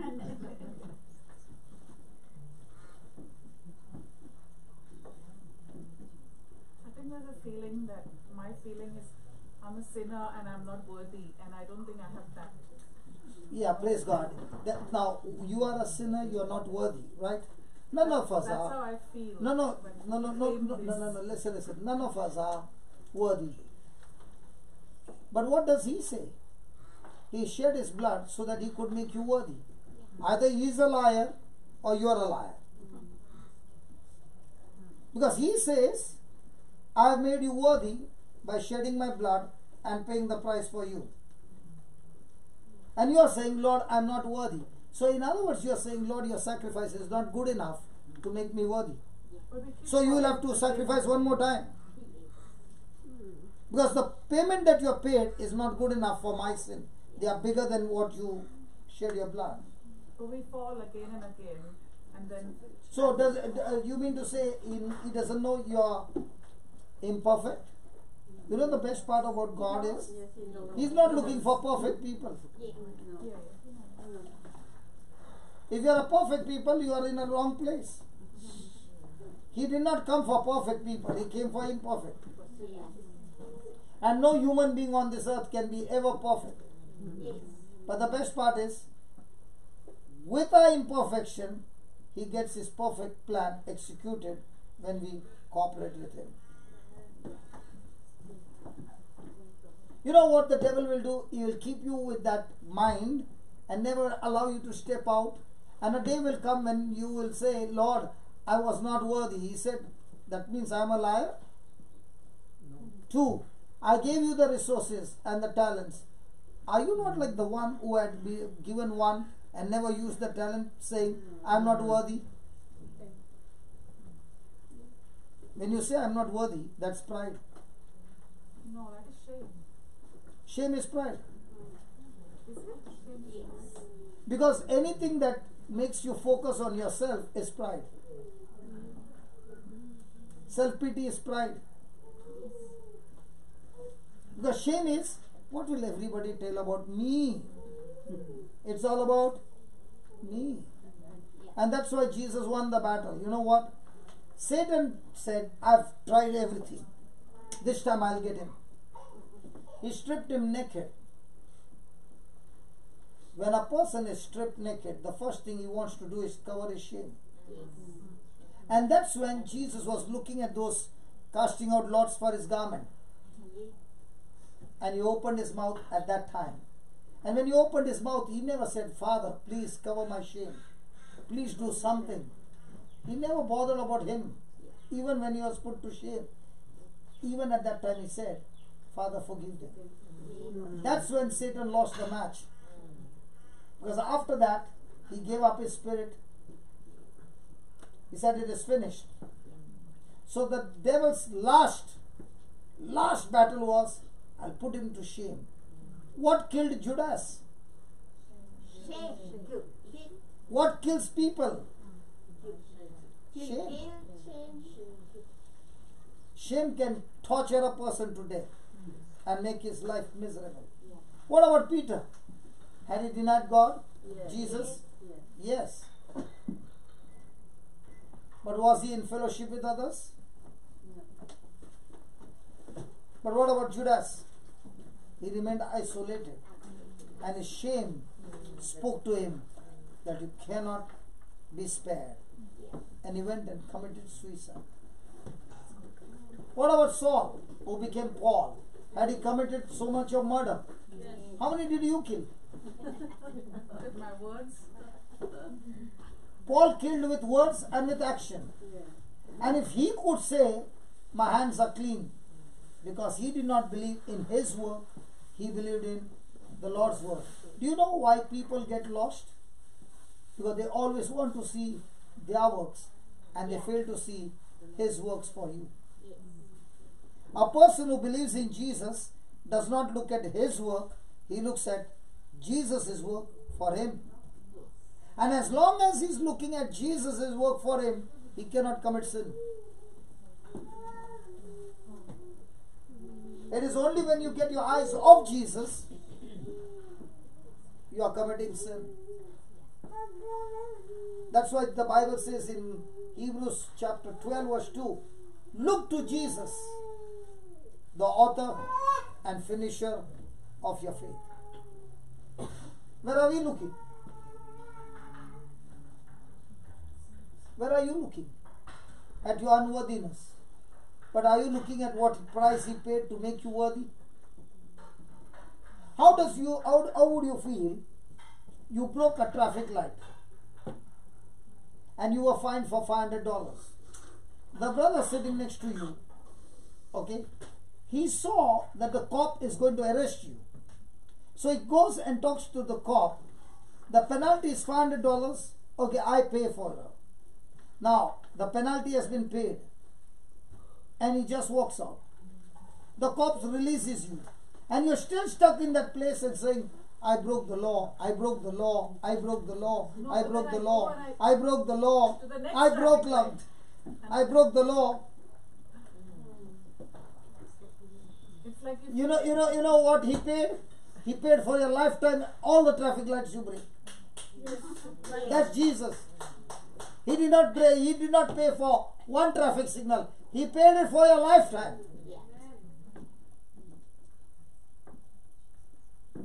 The day a person stops thinking what he has done and starts looking at what the Lord has done, your life will change completely.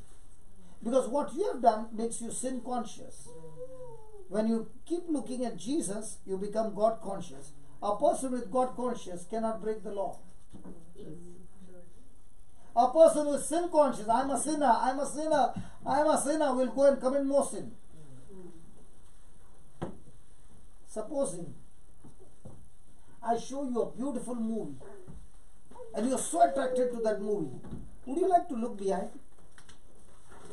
behind. No. No. Because you are attracted to that movie.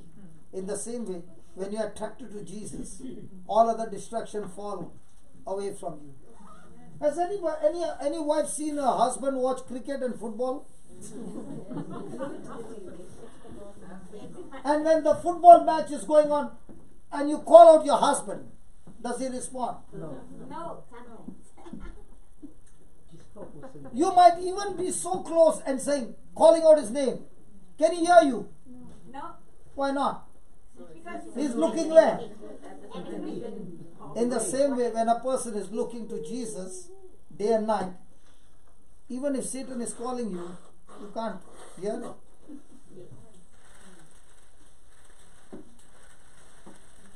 Thank you, Lord, for the good example. The wives understand that about the husband. But the wife, when she's watching some TV program, she'll be here, but her mind will be the washing machine, the ironing. Multitask. Yeah, that multitask is not happening when your best serial is going on. The multitask will happen when you sit to pray. The moment you said, I want to study the Word of God, multitasking starts. But when your favorite serial is going on, the multitasking is at pause.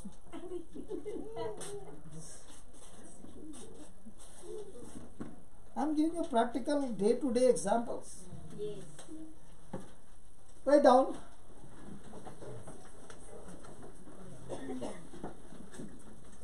The principles of faith are based on spiritual laws.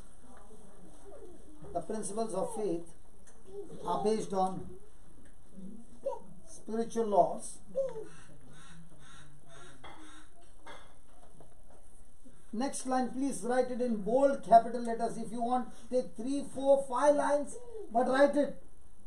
And write it as big as you can, so that you never miss it. They work for whosoever.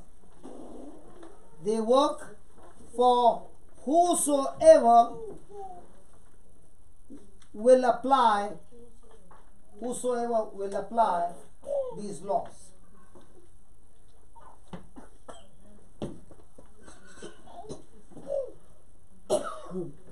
So the heavenly kingdom operates on which law? The spiritual law. The spiritual law. Not the physical, the spiritual. So who controls the physical? The spiritual. Yeah. Now the spiritual work will work for whom? For whosoever who applies them. So now I understand, if I want to change anything in the physical, whether it's my health, whether it's my marriage, whether it's my finances, whatever, I now understand that there is a spiritual law, which is the law of believing in my heart and speaking it out of my mouth. So when I speak the faith-filled words, have I activated the law? Yes. Have I applied the law? Yes. Now, will I get result? Yes. Yes. So now, how are you going to use your mouth?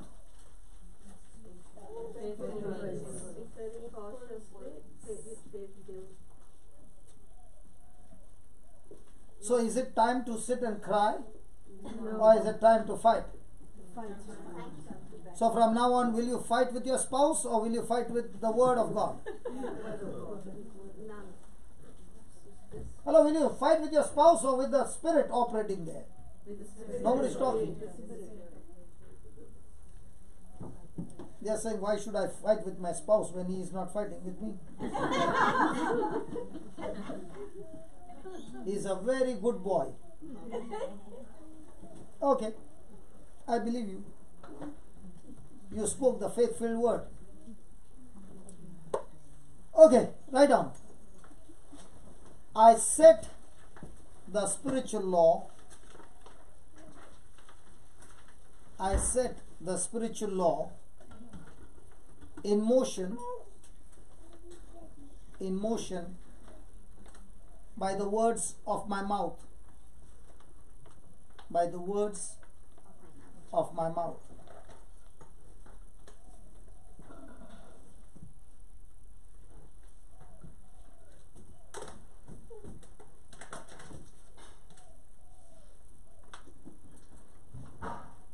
Next question, just a question.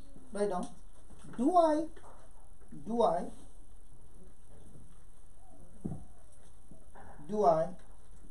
really want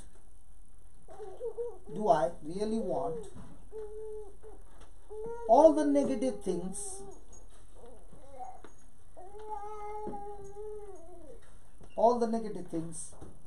I have been confessing to come to pass? Do I want all the negative things I have been confessing come to pass? What's your answer? No. Hello, do you want all those negative things that you have been confessing come to pass? No. Some of them are saying yes. Might be your husband is drinking and you are saying he is a drunkard. Do you want that to come to pass? No. I said negative things. I got confused.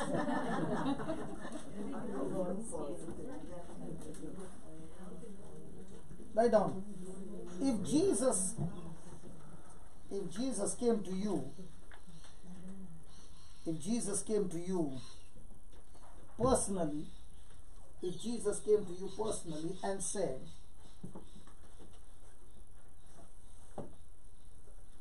from this moment forward,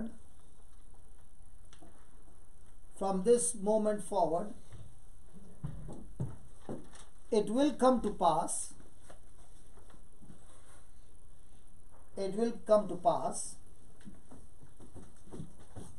that everything you say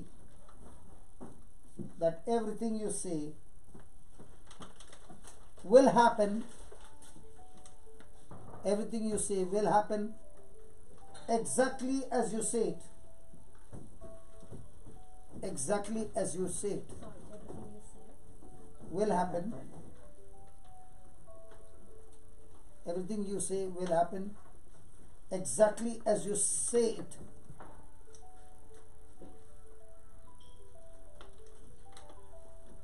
Will that change your words? Will that change your words? If Jesus had to come here and say, I bless you, from now on whatever you say will come to pass. Now will you say, he's stupid? No. I'm stupid? No. Nobody loves me? No. Nobody cares for me? No. I'm broke? No. My life is a failure? I'm useless? Good for nothing? No anymore.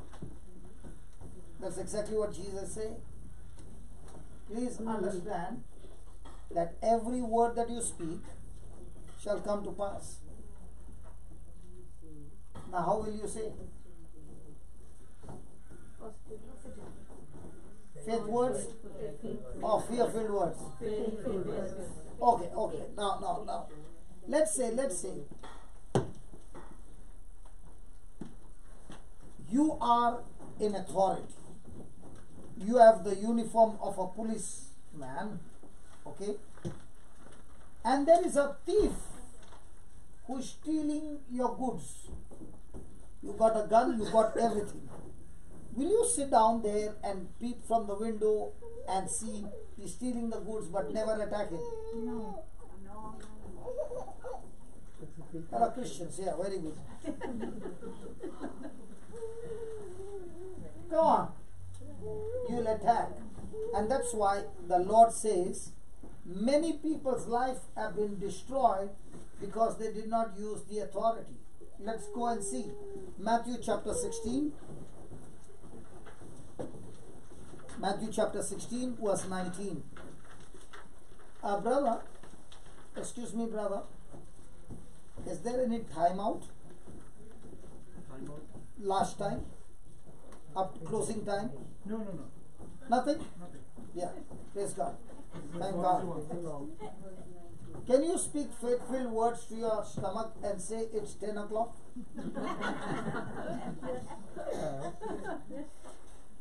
There are a few snacks and biscuits if anybody wants. Yeah, if anybody wants you, please be free, pick up, but the class doesn't stop. Tea, coffee, drinks, please. Yeah, whatever you want, take it, come here and sit, but the class doesn't stop. And if you want to go home, please be free to go home, no problem. But the class doesn't stop. Okay, let's read. Christine, please read for me Matthew 16:19. I will give you the keys of the kingdom of heaven, and whatever you bind on earth will be bound in heaven, and whatever you loose on earth will be loosed in heaven. So according to this word, have you got the authority to bind Satan? Yes. Are you having the authority to bind every demonic force coming against you? Yes. Have you been using it? No. Yes. So if you have not bound and you let the devil loose and he is plundering your goods and you are sitting and crying, who is responsible?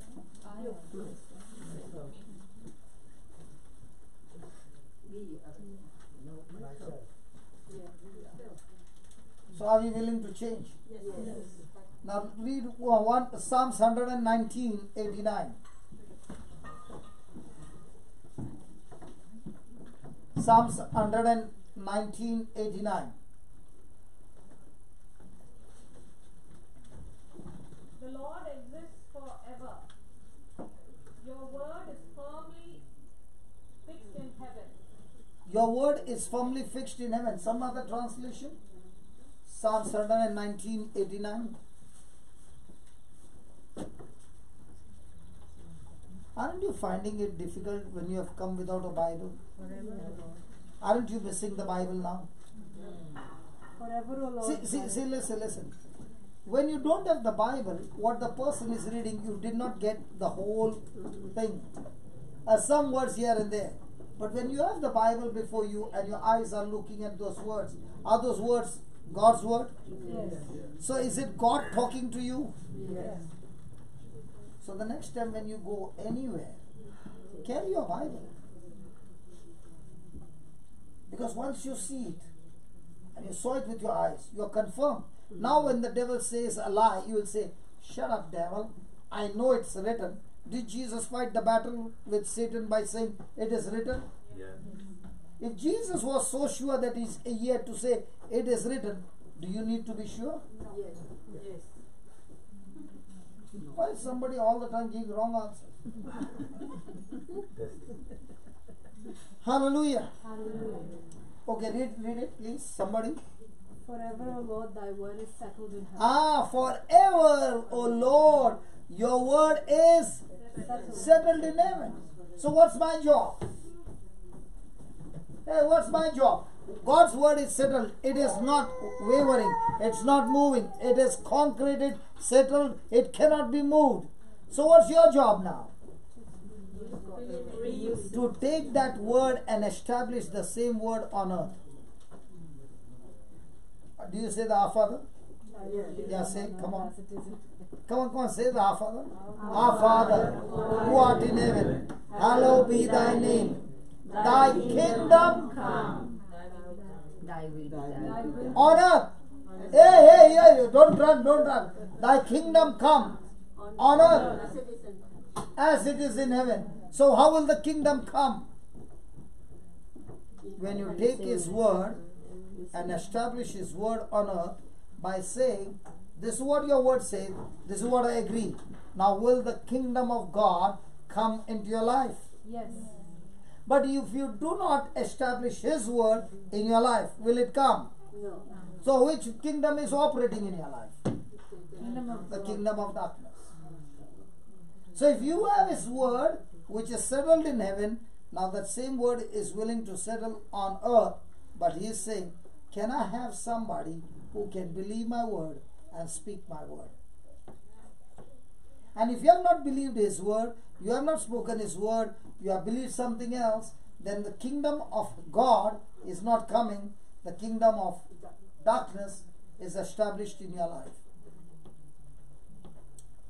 Hallelujah. Hallelujah. You know, next time, where's Roshi? Roshi, is she there? Roshi, next time you should have meetings where you should say no lunch. You know why? Because the people who have organized are missing everything. Yeah, true. Because all that they want is, my family have come, my friends have come, I have to see to it that they are blessed with Empty stomach. And have a fasting retreat next time. Good idea. 100% next time, any house I go, I want no food. So that people are no longer Martha. Sorry. So that people are no longer Martha. We only find Mary.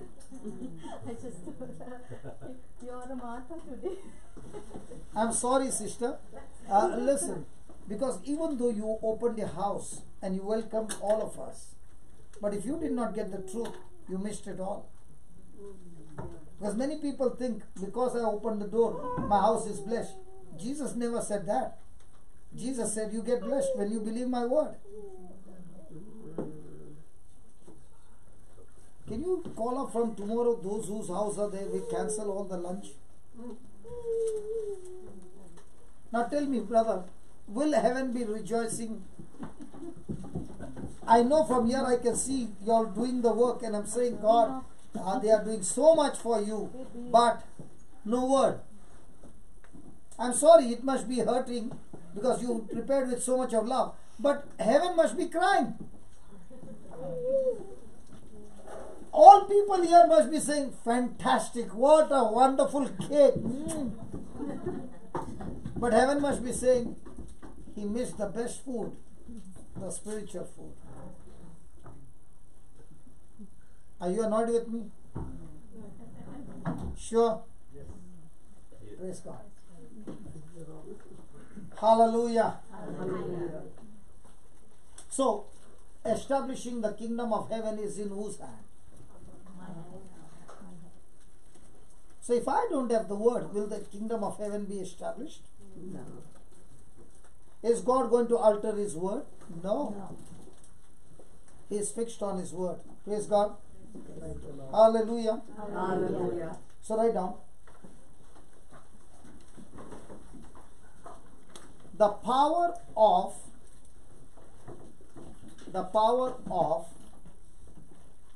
binding and loosing, the power of binding and loosing is on earth. The power of binding and loosing is on earth. Spoken words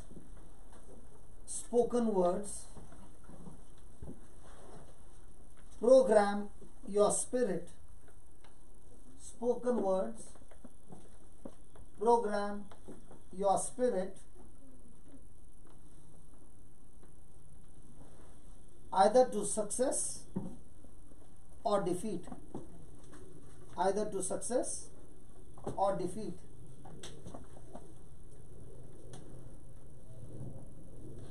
Such wonderful husband and wife. Brother, we have prepared such delicious food. Everyone prepared, brother. Yeah. No, everybody did it. Okay. Let's take for example. Now we all had the food, right? Now after eating the food, who will start working? The stomach. And what will the stomach do? Whatever food has been eaten, it will convert into energy. And that energy you will use to move your hands and feet. All that. Right? In the same way, just as you eat the food, when a person eats spiritual food called the Word of God, then your heart, which is your spirit, will convert it into faith. So now when a problem comes and your spirit is strong with the Word of God, where faith is strong, will you speak fear-filled words or faith-filled words?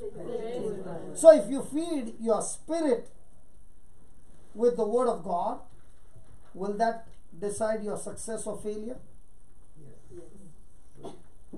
You can have your stomach full food, but spirit has not been fed. Does that guarantee you a good life? No. But let's say you skip the food and you fed your spirit with good food.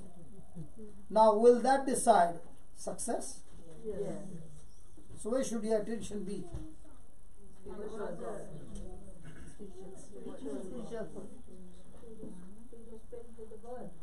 Now who should have been more hungry? I'm speaking using my energy. And no breakfast. No breakfast, nothing last night. Okay. But in my mind I know. You mean to say my stomach is not craving for food? I'm telling my stomach, shut up. You don't rule over me, I rule over you. And people whose lives are based on their body ruling over them, they live a defeated life. Because your body is always going to crave for many things of this world. And you are always going to satisfy your body. Yes. And your body will take you on the wrong side. That's why we should teach our body to shut up and obey you.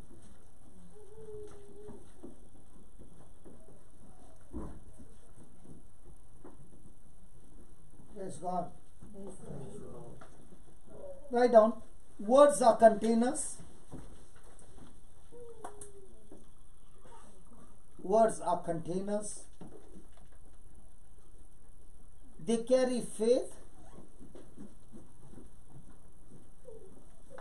or fear.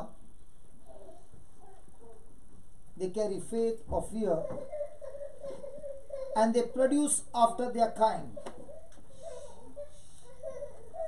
And they produce, no problem, and they produce after their kind. After their kind. Now, if you spoke faith, it will produce faith result. You spoke fear, it will produce fear result. So now, from now on, are you sure which gear you have put? So, how many of you have ever put sugar in the coffee and stirred the sugar? Before. Yeah, have you done that? Yeah. Now, when you put a good quantity of sugar and the coffee was very bitter, but you put that sugar, will the bitter remain or it will turn sweet? So, might be your life is bitter, but you are putting in faith-filled words. Will that faith-filled word change your bitterness into sweet life? Yes. Well, for sure. So now you know how to fight. Soldiers of God, I'm talking to you. So is it a luck game? No. So do you need to look at the stars, the horoscope? No. Or do you need to look at the one who created the stars? The one who created the stars. So now will you go in the newspaper? What, Leo, Virgo, all those stars? People look at that. Yes. Yes. Hallelujah. Thank you, Jesus. Thank you, Jesus. So right now, faith cometh by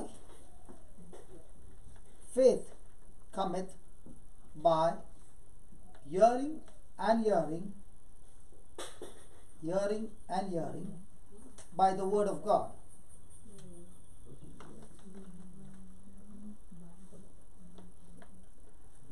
Next line, please write it in capital letters, please.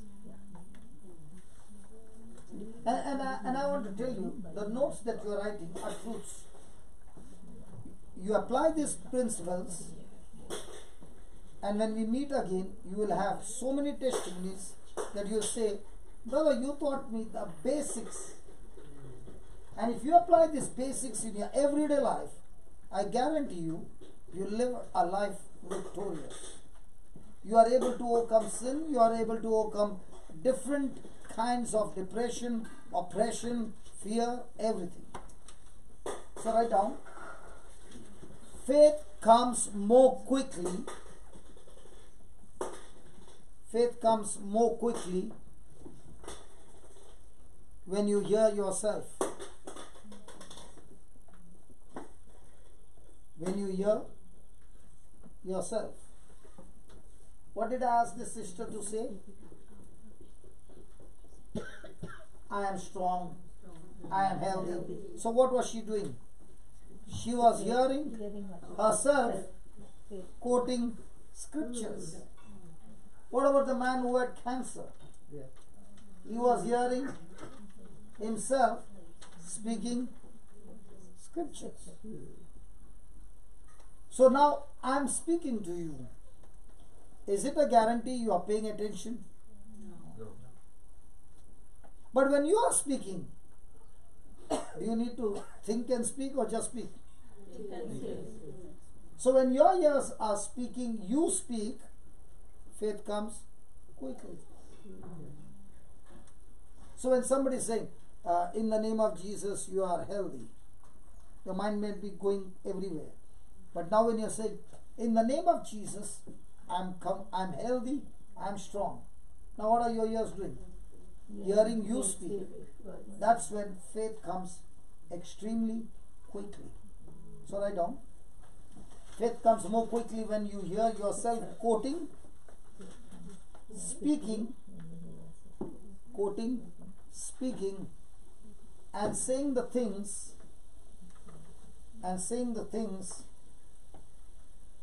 God said.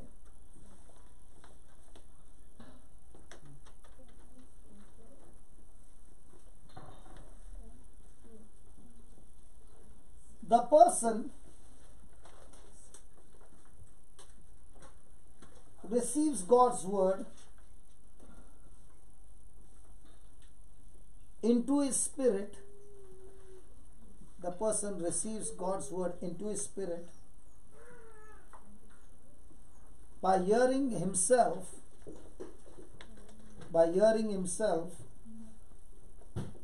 say it,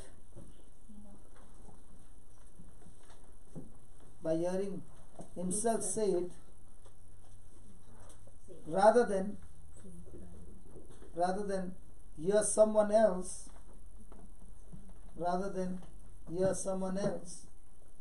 say it.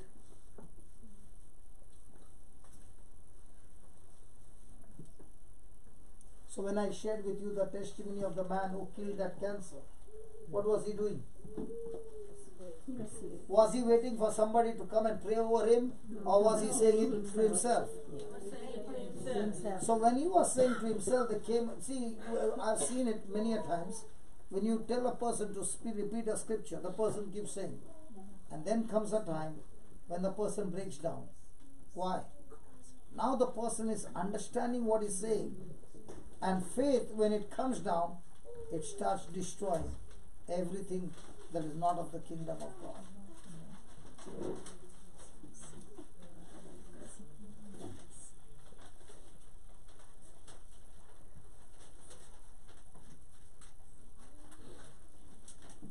We, the body of Christ,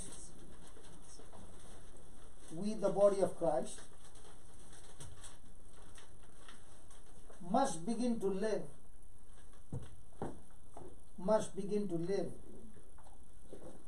in the authority of the word.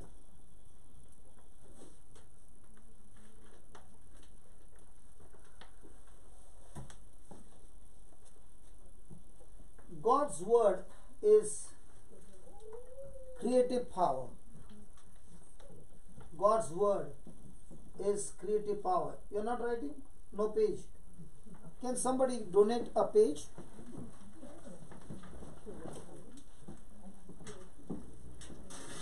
Ask and you shall receive. How much did you miss? Just this verse? Go and write it.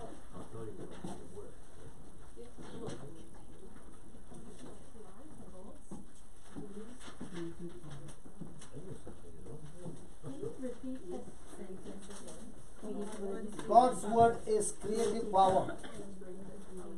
Creative power. Okay, let me put it this way. When I went to Brisbane, there came a lady whose kidneys had failed. So she cannot pass urine. Okay? And she was listening to the word of God, and I said, by faith, the word of God has the power to create. So we are going to speak a word to your kidneys. Like Jesus said, you can speak to the mountain. So we can speak to the kidneys as well. So Hebrews 11:11 says that Abraham received power by faith, by which he could regenerate himself and even the dead womb of Sarah. So after explaining to her, I said, we are going to speak to these kidneys to become alive and function perfectly. And you might be thinking, if the kidneys come back alive, for the bladder to get full, it will take time. But when we open our mouth and speak, in no time, supernaturally, your bladder will be full and you will go and pass urine. Do you believe that? Yes. And not you. I told her. And she said, yes, I believe. I said, come on, let's pray. And after the prayer, I said, do you feel anything? She said, no. I said, now go and pass urine and come back and tell me. And she comes back and says, oh my God, I don't understand how the bladder became full and I passed a good quantity of urine. Now yesterday evening, there came a lady from Africa and I shared this testimony to her. And I said, we are going to pray for the same thing because words have power to create. So by the time we finish, are you going to go and pass urine and come? She said, yeah. And the same thing happened last evening. And she said, the quantity is so much, I have no more problems in my system. So words can create new organs. Yeah. Words can create a womb. word can create a new lungs. Yes. That's why Monica is saying yes, yes. Because when she went for a test, the doctor said, your lungs which were half collapsed, any doctor will say, an organ which is dead cannot come back alive. But faith can make that organ once again new. I've seen bones coming alive. I've seen the hands and the legs growing instantly by 2 inches. Why? Because God's word has creative power. But the problem is, even though the word has creative power, the word can only work when a person believes. The word cannot work when the person has unbelief. So the problem is not with the word, the problem is with the person using the tool. Now if you got a drill machine and you don't hold it right, you can break the drill and not make a hole. Yes. And an efficient worker can use that same drill and make hundreds of holes, and the drill is still sharp. A worker who is not efficient, he can use the same drill machine, the same drill, and break the drill. In the same way, the problem is with the drill machine or a person who is operating. So do we need to learn to operate the word of God? It has creative power. Praise God. This creative power is produced by the heart. Wow. This creative power is produced by the heart, formed by the tongue,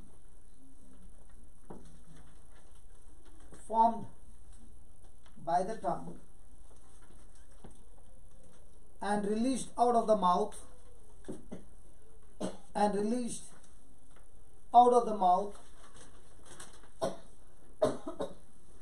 in word form.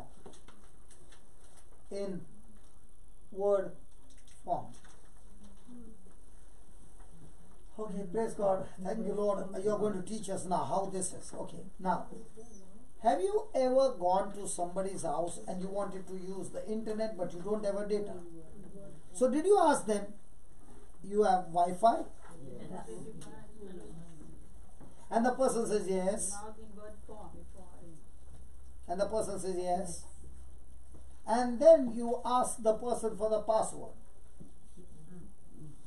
When the ID and the password matches, the connection is on.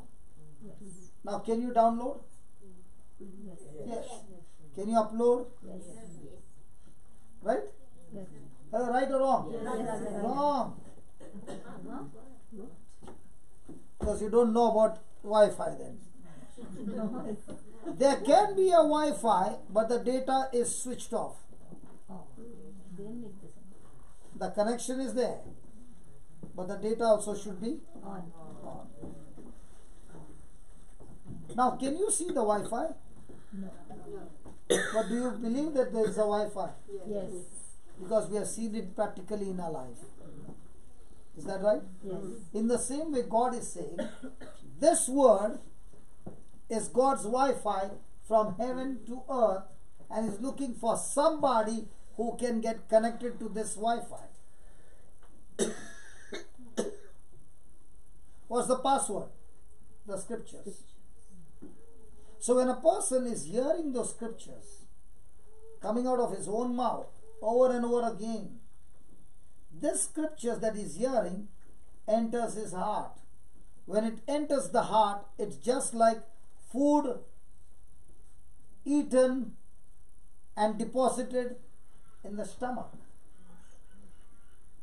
Now you don't know what's happening to the food which has gone in, but the stomach knows how to convert it from the natural food to energy.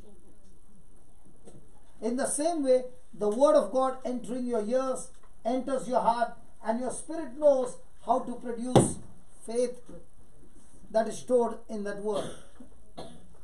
When that word is stored in your heart and you are speaking it out of your mouth, that faith which is produced is now being formed in your mouth. And when you open your mouth and you speak it, that faith is released in word form. The other person is receiving the word and believing not from sense but from the heart. So it gets into a heart. Now that word which is full of faith begins to heal the person.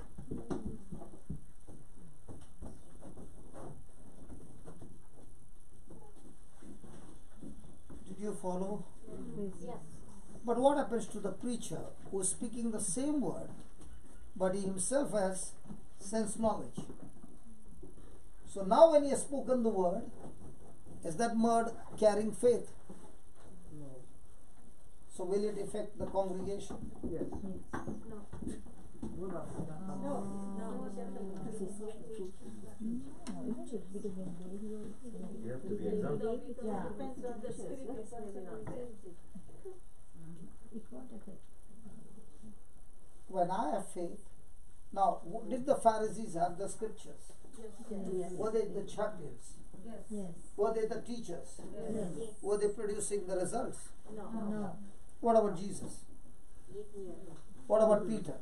Yes. Was Peter a scribe? No. Did he know the scriptures? No. Then how come he produced? Faith.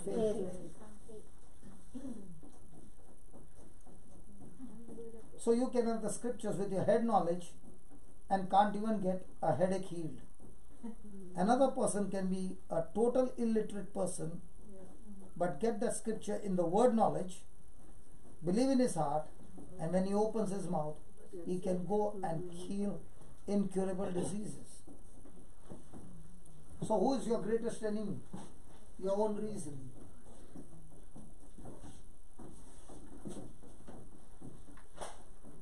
Thank you, Jesus. Thank you, Jesus. Thank you, Jesus. So write down.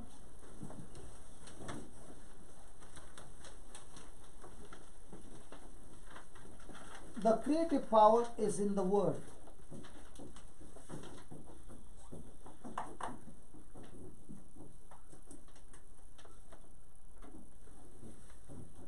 For it to be effective,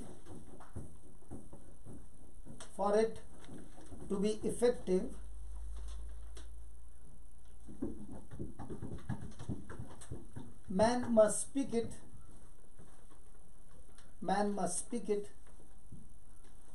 in faith.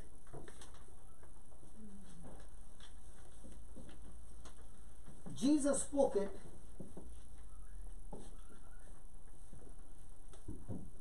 when he was on earth.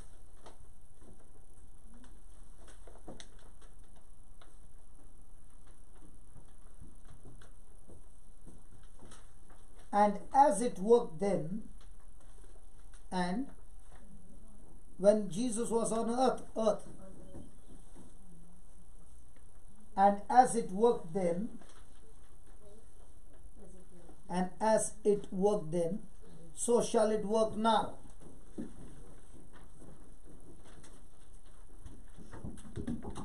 Write down the next line, capital letters please. But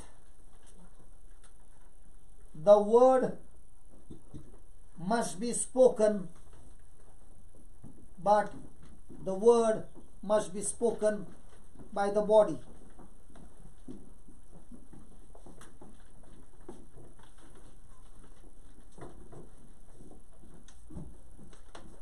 Hallelujah. Hallelujah. Hallelujah. Is there anybody here who has got a living body?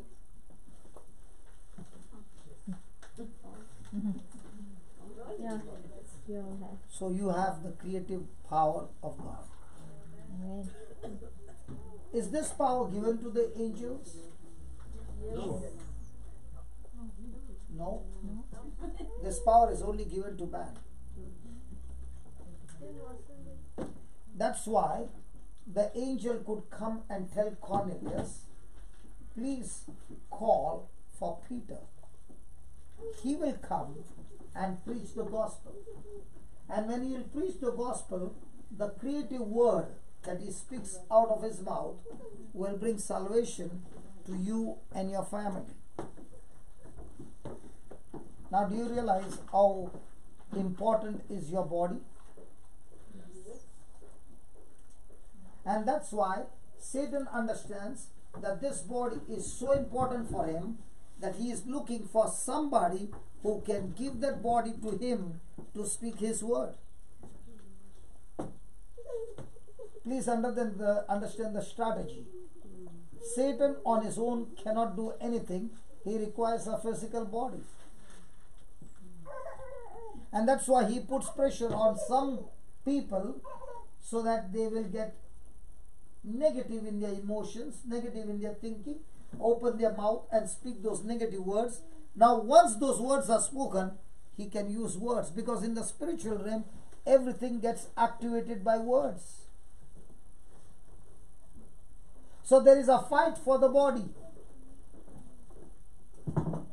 That's why you are all the time in a conflict. On one side, you have thoughts to do good, but on the other side, there are thoughts that are saying, come on. Come on, I'll give you whatever you want. Come. But I want you to speak these words. So, the words coming out of my mouth can create things, and the words coming out of my mouth can destroy things.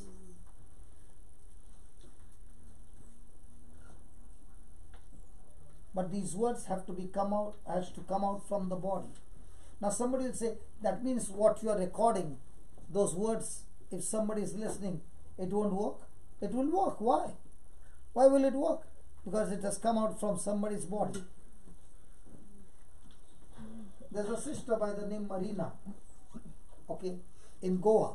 So all these videos, when they are uploaded, she will sit down and she will do the editing. She'll cut and paste and all that, and she'll see to it that from every topic the healing sessions are removed and made into special files.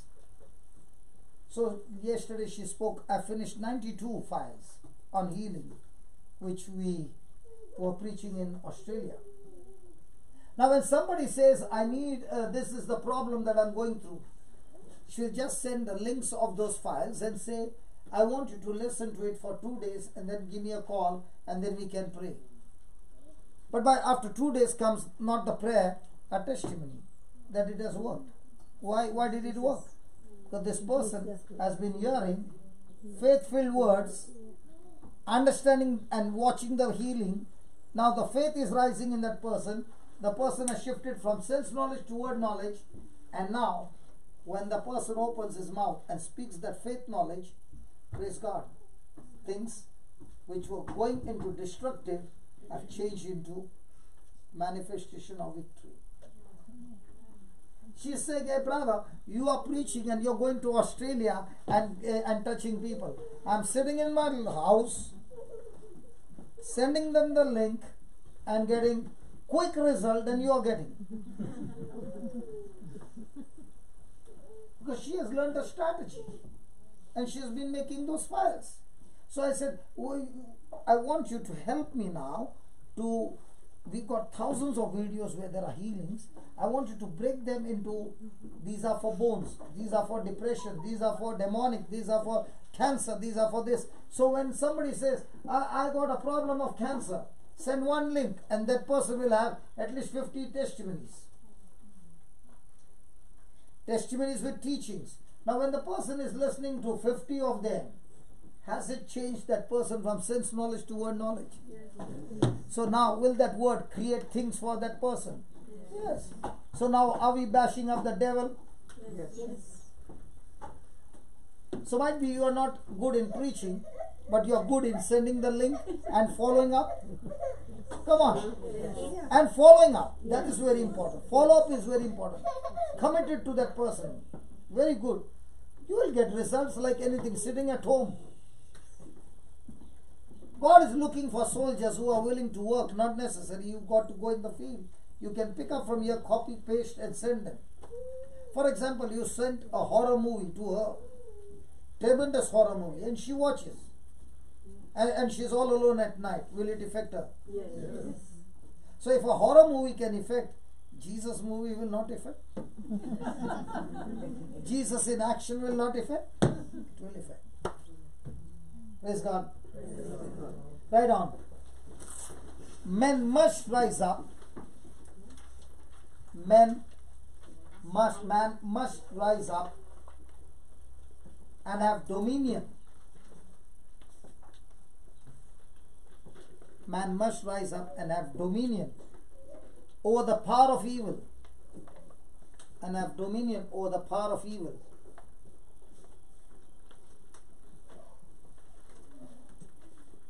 By his words. By his words.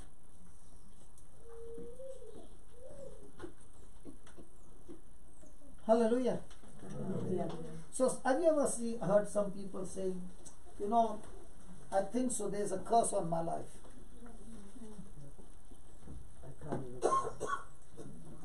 There's a curse on my life. Now how do you break it?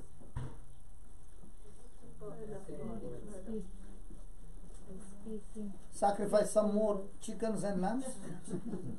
By speaking faithful words. By saying, don't worry, I'll pray for you. It will never break. How does it break?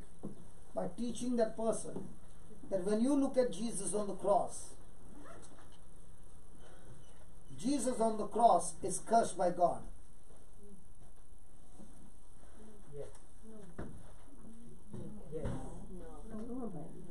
Jesus on the cross is cursed by God. The curse was put upon him.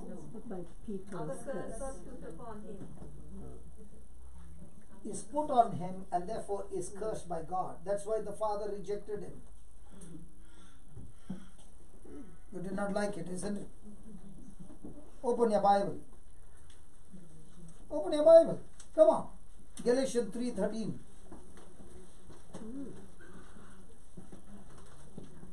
Because we don't understand the truth, that's why the devil beats you up. Galatians 3:13, yeah. Christ redeemed us from the curse of the law by becoming a curse for us. For it is written, cursed is everyone who hangs on a tree. Read the last line. Cursed is everyone who hangs on the Tree. So is Jesus cursed? Now, is he cursed because he did something wrong? No. Or is he cursed because he has taken our curse upon himself as a substitute? Yes. But do we look at him as cursed by God? No. So where's your curse? Hey, when you look at him cursed by God, where's your curse now? It's on him.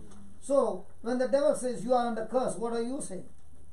Jesus has paid for my curse. Hey, the curse that you're talking about is there on the cross. Has been paid by Jesus. And because he has been cursed, now what does the next line say? In order that in Christ... In order that, because my curse is upon him, that is why, in order that In Christ Jesus, the blessing of Abraham might come to the Gentiles, so that we might receive the promise of the Spirit through faith. Can you read that again, please? In order that In order that the blessings of Abraham might come come to the Gentiles. come upon the Christians. Gentiles. Can you believe the Gentiles who are worshipping the false god, even on them the blessings of Abraham come? Because how? So that the promise? The Spirit through faith. Hey, come on, Christian, just read it. So that we Hey, hold on. Read it. Christ redeemed us from the curse of the law. Now, is there a difference in reading? Yes, no. When a person understands what he's reading, he's not reading a book. He's reading a document. That's why a person can come and do excellent reading. But if he doesn't understand, then the reading is no good. Yeah, read it. Christ redeemed us from the curse of the law Christ redeemed us from the curse of the law by becoming a curse for us. by becoming a curse for us. For it is written. How did she read? Is there a difference in reading? Yes. For it is written. Yeah, tell us what is written. Cursed is everyone who Now, did she read cursed is everyone? Or did she read cursed is everyone? Yeah, cursed is everyone who hangs on a tree. who hangs on a tree. Then, In order that in order that, in Christ Jesus, in order that, in Christ Jesus, not in myself, in Christ Jesus, the blessing of Abraham the blessing of Abraham might come to the Gentiles, might come to the Gentiles, so that we might so that we might receive the promise receive the promise of the Spirit through faith. through faith. So how is this exchange taking place? So where's the curse? On the cross. And what's in you? Abraham's blessing. Now that lady who was there, and now she's gone, she was saying, I'm not worthy. So in other words, she's saying, my curse is not yet gone on Jesus. Because that sacrifice is no good. Because if the sacrifice was good, then I would not be under curse. So are you under curse or are you under Abraham's blessing? With your works, surely you are under curse. But by faith, you are under whom? Abraham's blessing. So if I tell a person, I'll pray for you, and I'll pray for you, and I'll keep you in prayer, and I'll keep you in prayer, and I'll pray for you, will that change the person? No. But when he understands the truth, now is it changing that person? So how many of you are under curse? Lift your hands up. And how many of you are under Abraham's blessing? Lift your hands up. Now why did you lift your hand? Because you are sure. You read the document. And now that you read the document, now will you boldly speak faith-filled words or doubting words? Now are you enjoying praying? Yes. Because first you got the faith. Now you opened your mouth and prayed. Now you are sure the document has been said. The reply will surely come in manifestation. So now it is like, hey devil, give me some more nasty thoughts. I'll dig into the Bible and find the truth and bash you up.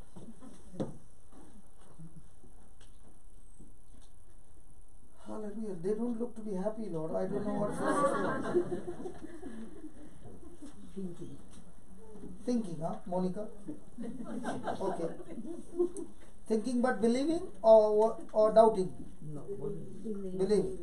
Because they have heard it for the first time. And that's with all ancestral curses too, is it? Sorry? All ancestral curses too.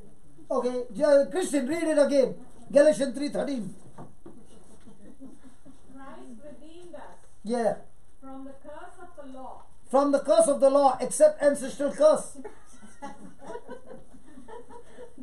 Read it. From the curse of the law. Except ancestral curse. No. Which one are you going to believe? What people say to you? Listen, sister. The kind of life that I lived, you have not even tasted even 1% of it. And if I can stand here and manifest the blessings of God, you have never lived a life that I have lived. But the difference between me and you is, you got the thinking which is not aligning with the word. My thinking is not on what I did.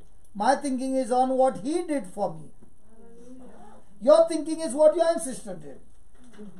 Your ancestor did something more powerful than Jesus did on the cross. That's why your mind is there. But my mind is on what Jesus did for me. What Jesus did for me is more powerful than all my generation from Adam till today. Amen. So where's the ancestral curse? Gone. On the cross. Yes. So what's on you? Abraham's Congratulations, you are set free. So when does a person get free? By praying or knowing the truth? knowing the truth. How many years you suffered, sister? How many years you had this in your mind, ancestral curse? Well, I see the manifestations of it in my relatives. How many years you have been thinking? Do you know when I go to Ireland, people are lost for years and years because they were taught that everything that's happening is because of ancestral curse. And those people, when they understood the truth, they rebuked that curse and said, from now on I declare, before heaven and earth, no more ancestral curse. According to Galatians 3:13, I'm set free. We're all from Ireland too. Hey, come on, let me give her one more document. Give me Colossians 2:14. Start with 13. Sorry, Monica. I'm all excited now. Now I'm on fire. Because I've got to punch the devil right between his two eyes. And now Colossians 2:13 and 14.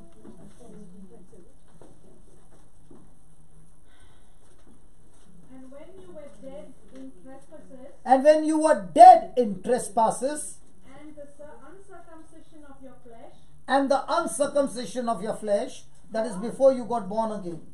Yeah. God made you alive.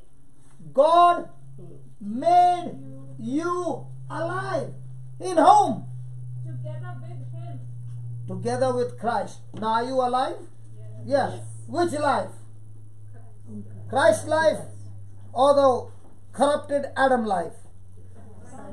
Christ's life. Then When He forgave us all our trespasses, again that ladies, when He forgave all all our our trespasses, trespasses, erasing the record that stood erasing what? the record, Erasing what? the record, Erasing what?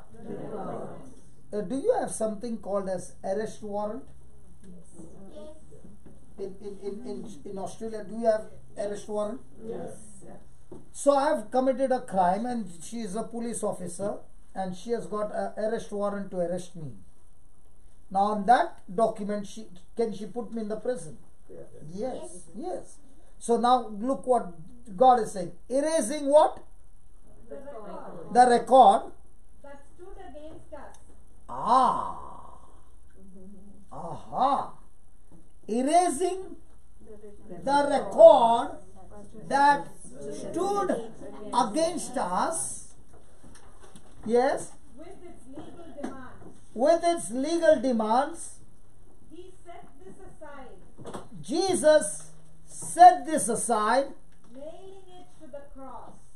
Hey, when the Romans were nailing Jesus on the cross, Jesus also was nailing something on the cross.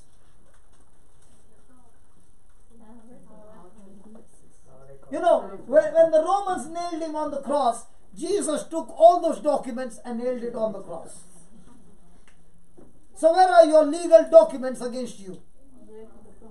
Where is the document that demands, legal demand, this person has committed sin and according to the law, this person is destined to go to hell. Right? Hello, right? Yes. Now that document is not found. Why? It has been nailed on the cross. Lord, how cool they are. Supposing you had a conflict with a person about your property matters, and it went on for 10 years, and then the court said the property has to be returned to you. How would you be? Oh yeah. At that time they will be screaming and shouting just because of the property. Now you are supposed to go to hell. And you are guaranteed to go to hell. And the judgment came in your favor. Hell cancelled. Heaven as your eternal home. And you're saying, oh yeah. Can we stand up and give the Lord a bigger hand of praise for that? Come on. Come on. Come on. Hallelujah. And when you're clapping, He is watching you. Listen. When you're clapping, He's watching your faith. I saw you clapping so hard. Because He's seeing your faith. Because that's what you believe. Because whatever you believe is your action. Come on, let's give the Lord a big hand of praise. Hallelujah. Hallelujah. Yeah,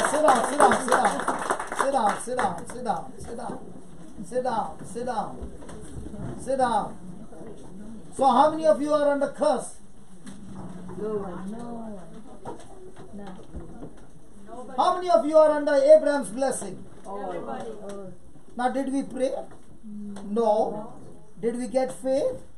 Yes. And now when you get this faith, you are saying, Lord, I thank you. According to Galatians 3:13, every curse is destroyed. Every document that was against me, Jesus, you nailed it on the cross. And I can see that document over there. And I am under Abraham's blessing in Jesus' name.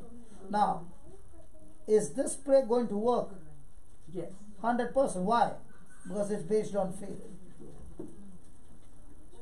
But now a person is saying, God, I am under curse. Please set me free. Years will go, but the person will not be free. Why? Because he has never believed the document. Is that clear? Yes. So are you going to be a beggar or a believer? Touch your neighbor and tell your neighbor, I am no longer a beggar, I am a believer.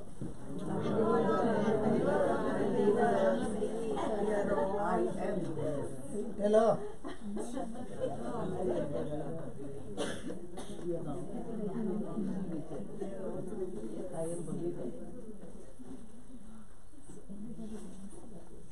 So will you be a believer? Congratulations. So are you free from every curse? Yes. Are you free from every sickness? Yes. Why did it take 2 times? Yes. Say yes. Yes. Yes. No more yes. Yes. Yes. You believe it. So write down. It is the Lord's greatest desire. It is the Lord's greatest desire that His people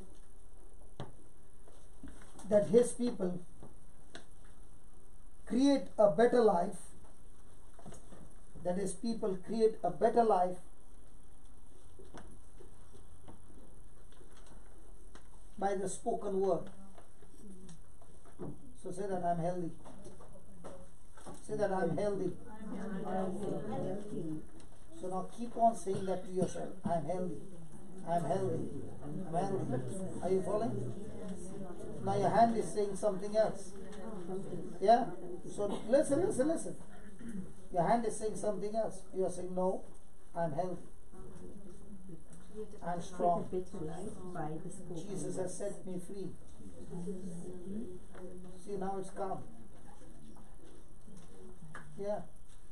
So when you learn to open your mouth and speak, your life will become what you're speaking.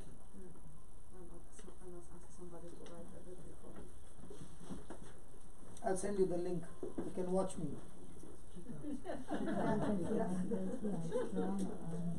Hallelujah. Hallelujah. Thank you, Jesus. Thank you, Jesus. The Lord says,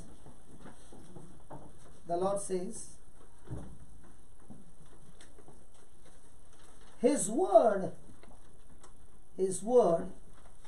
has not lost its power.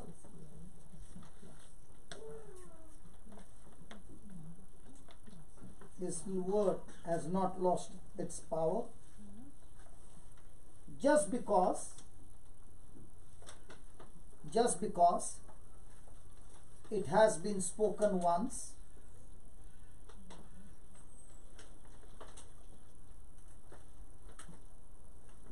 it is still equally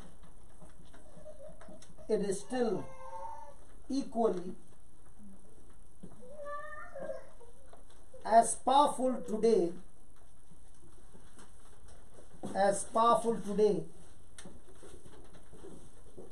when the Lord said, "Let there be light."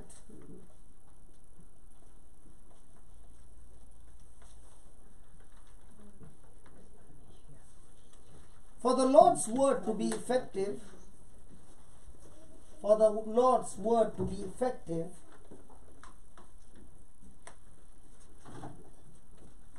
men must speak it. For the word to be effective, men must speak it.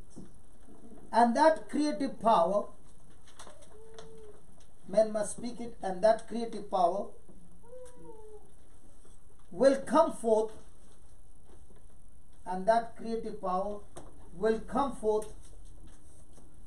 performing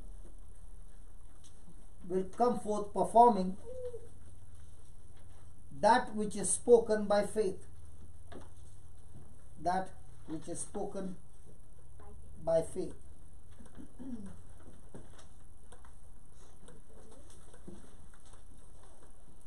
God's word is not void. God's word is not void of power. God's word is not void of power. VOID, void of power. My people are we are void of speech. We are void of speech. We are void of speech. We hear the world. We hear the world. And speak as the world speaks. Is that right? Yes. We hear the world and we speak as the world speaks. By observing the circumstances,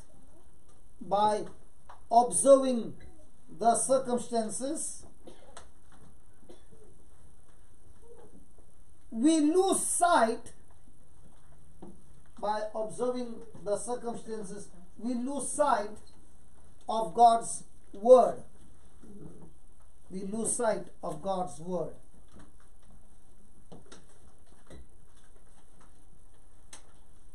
We speak that which the enemy speaks. We speak that which the enemy says.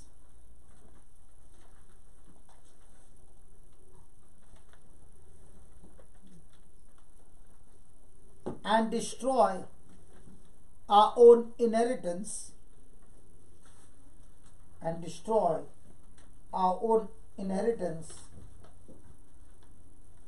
By corrupt communication,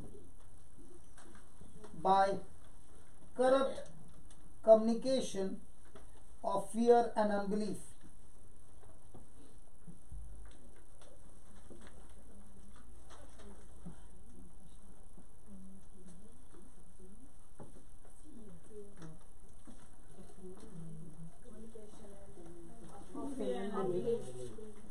Communication of fear and unbelief.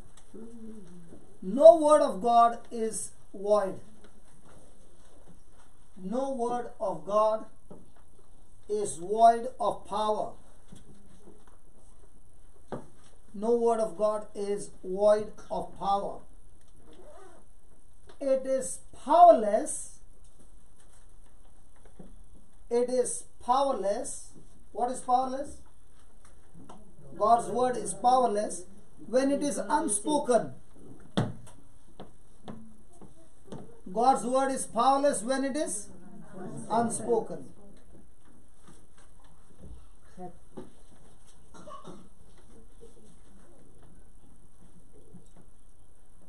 As there is creative power,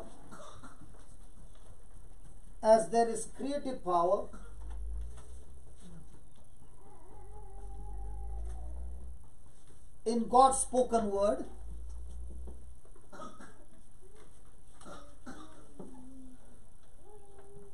so is there evil power. So is there evil power present in the words of the enemy. In the words of the enemy to affect and oppress,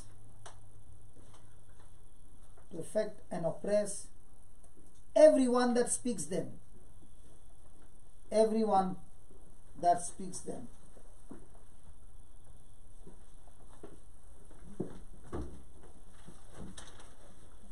Do not be conformed to this world. Do not be conformed to this world.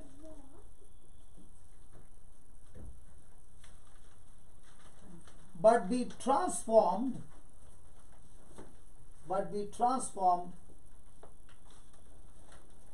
into the body of faith.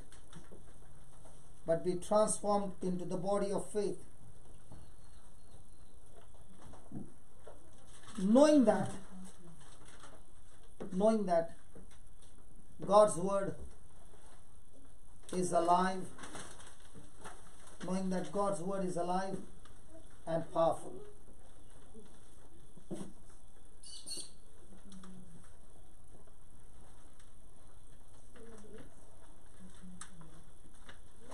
Praise God. Praise God. Hallelujah. Hallelujah. Let's have some action now. We are finished with the teaching part.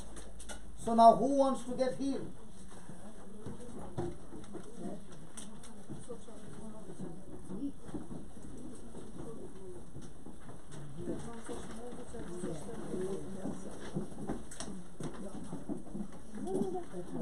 One at a time. Now what's your problem? Shoulder and my legs is always pins and needles. Okay, pins and needles. Hold a hand. Are you going to speak faith-filled words or fear-filled words? Okay. Say this, Lord Jesus. Lord Jesus. You listen to what she said. Okay, close your eyes. Say, Lord Jesus. Lord Jesus, I thank you. I thank you. You are teaching me You are teaching me to speak faith-filled words to speak faithful words that destroys that destroys the work of the enemy. the work of the enemy. As I hold my hand As I hold my hand with this sister, with this sister, in the name of Jesus, in the name of Jesus, I rebuke that spirit of infirmity, I rebuke that spirit of infirmity. infirmity, get out of her body Get out of her body right now, right now, in the name of Jesus. in the name of Jesus. Shoulders Shoulders be loosed, be loosed. legs Legs be loosed. be loosed. Spirit of God, Spirit of God, thank you thank you for setting her free. for setting her free. You are free, You are free, completely free. completely free. You are healthy You are healthy. in Jesus' name. In Jesus' name, Amen. amen. Now lift your hand. So, yeah, go ahead. Yeah. Lift it up and down. Keep saying thank you, Jesus. Keep saying thank you, Jesus.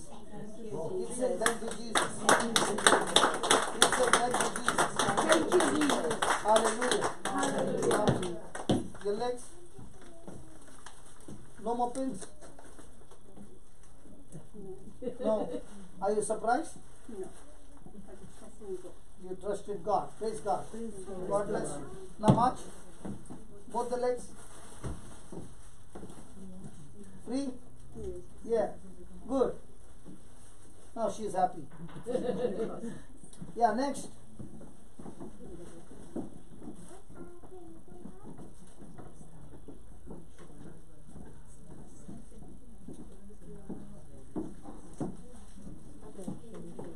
Huh? Hemifacial spasm, which comes on my right. Sometimes it closes, pulls. It's like having a cramp in your leg, but there's no pain. But it can disfigure. Okay.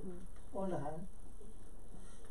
Say this, Lord Jesus, Lord Jesus, I thank you I thank you for teaching me for teaching me to speak faith-filled words.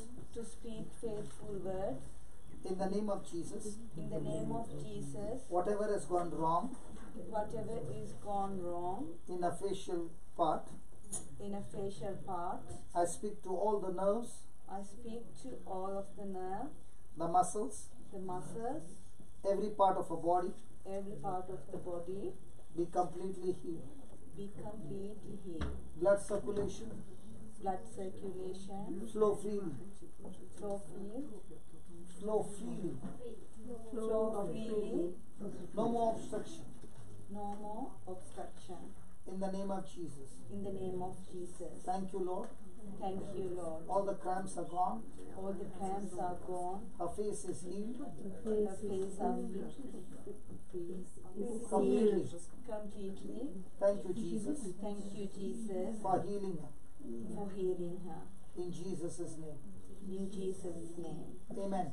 Amen. Now you can open your jaws wide and just check. Any problem now? Everything over? No more pull? Move your leg.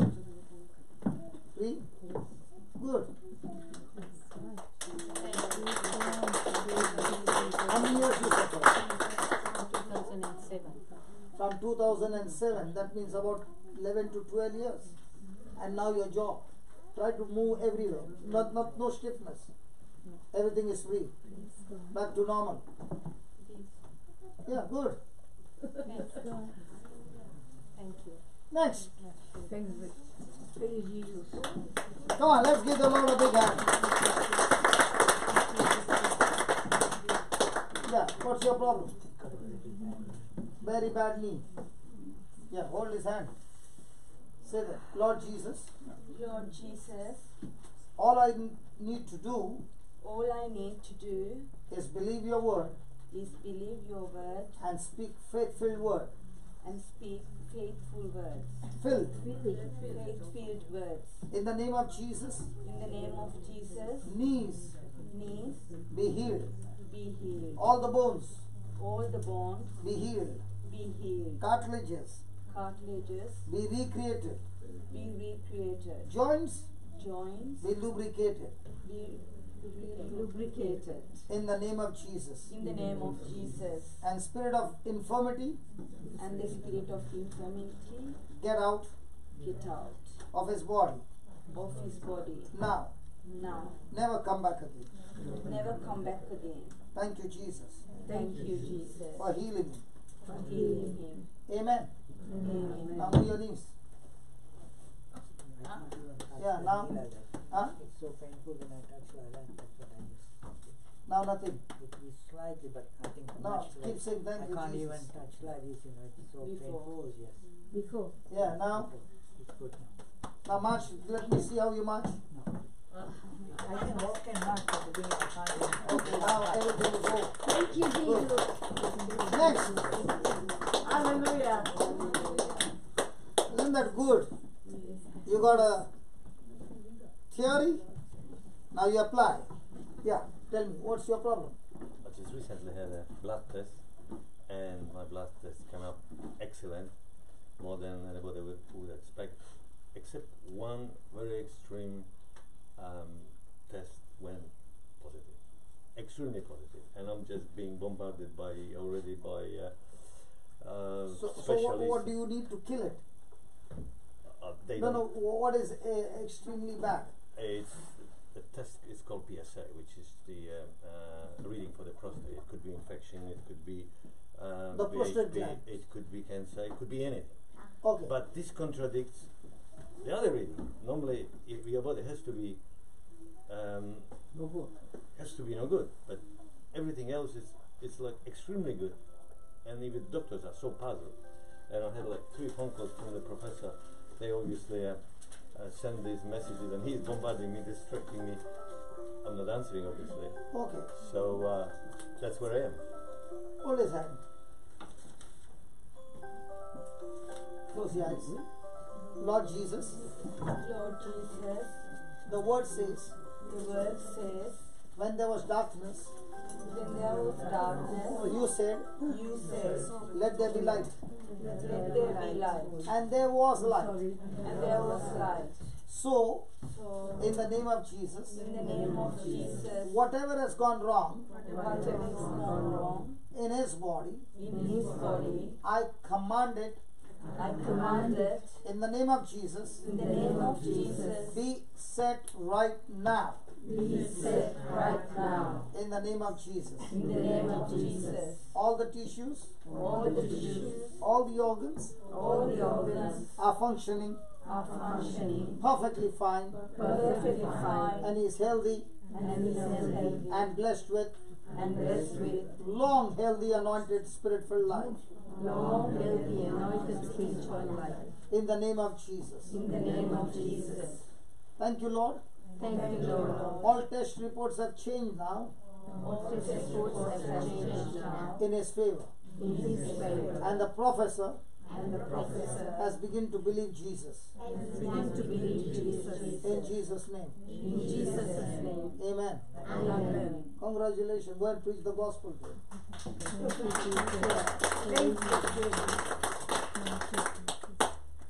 Look at the smile on his face. Wow. I'm going to get the professor into the kingdom of God. Come. Yes. Thank you, Jesus. Yeah. And to my surprise, everybody is praying now.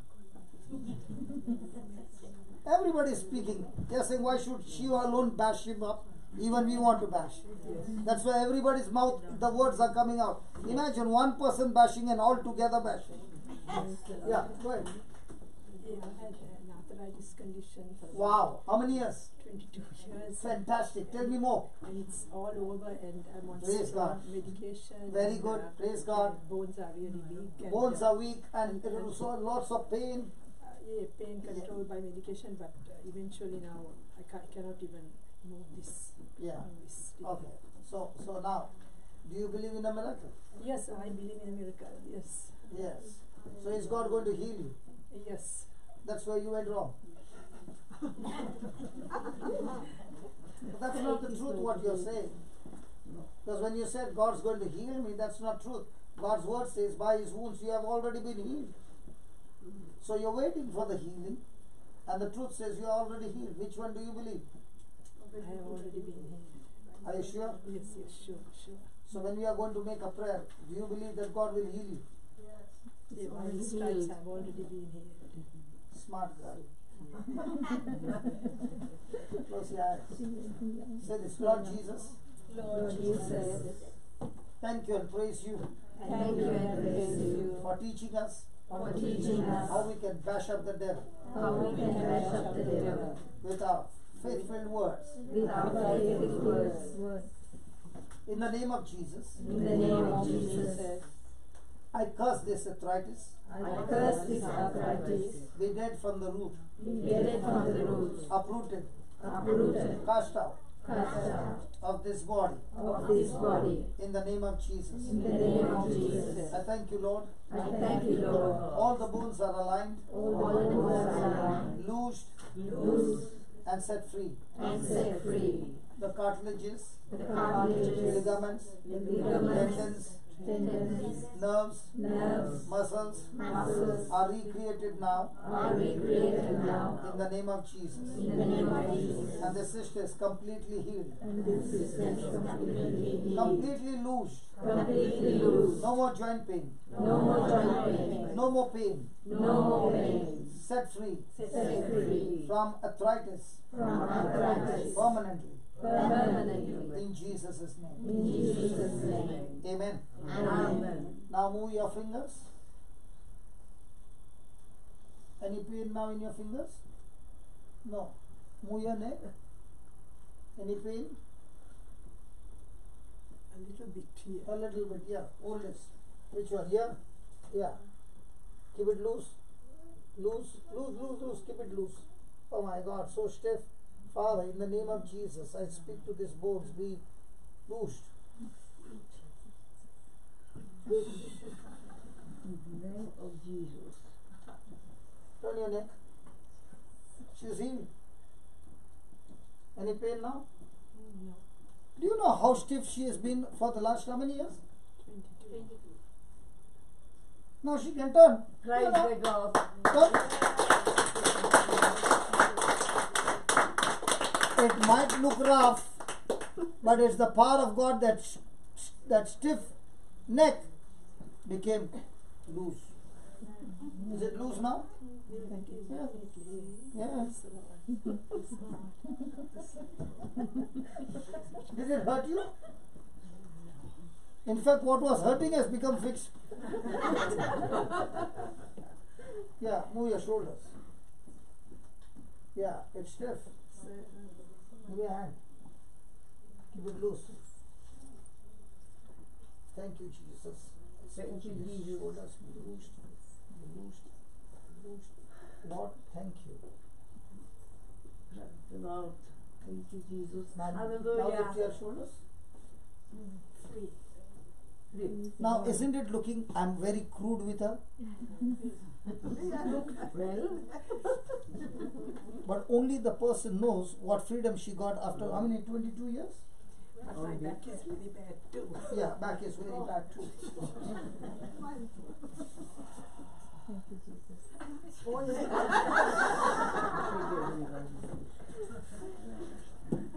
You thought really? No, God. Father, in the name of Jesus, I speak to this back. All the disc be loosed, aligned. And Lord, your power flows through these bones, nerves, and the back is completely loosed. In Jesus' name, amen. Now turn. Yeah, good.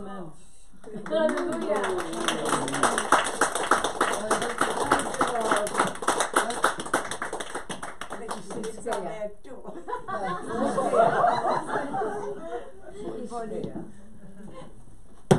yes. I do not stamp her leg. She'll say, never again will I come for any class like that. Father, in the name of Jesus, thank you, Lord.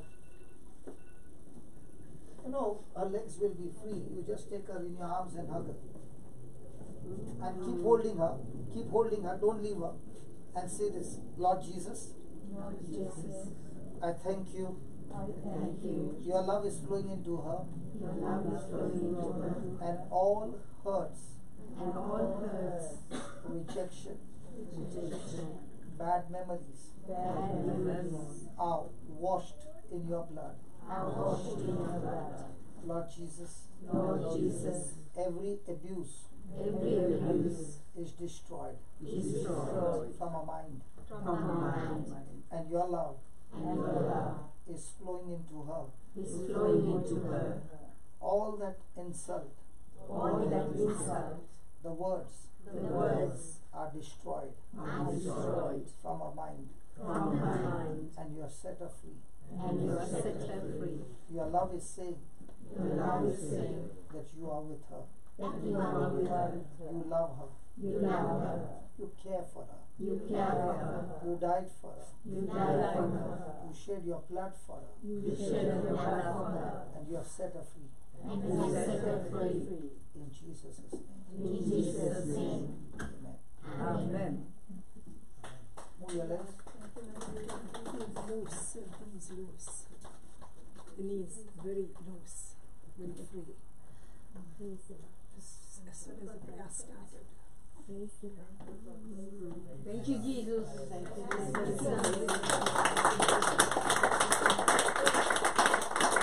Thank you, Jesus.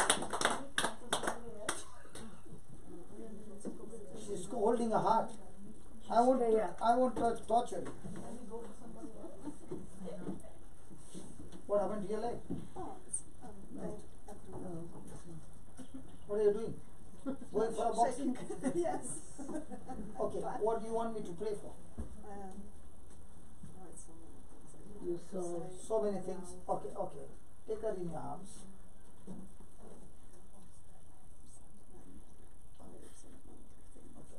Okay. That's why. Just be in arms. Close your eyes. Hold her tight.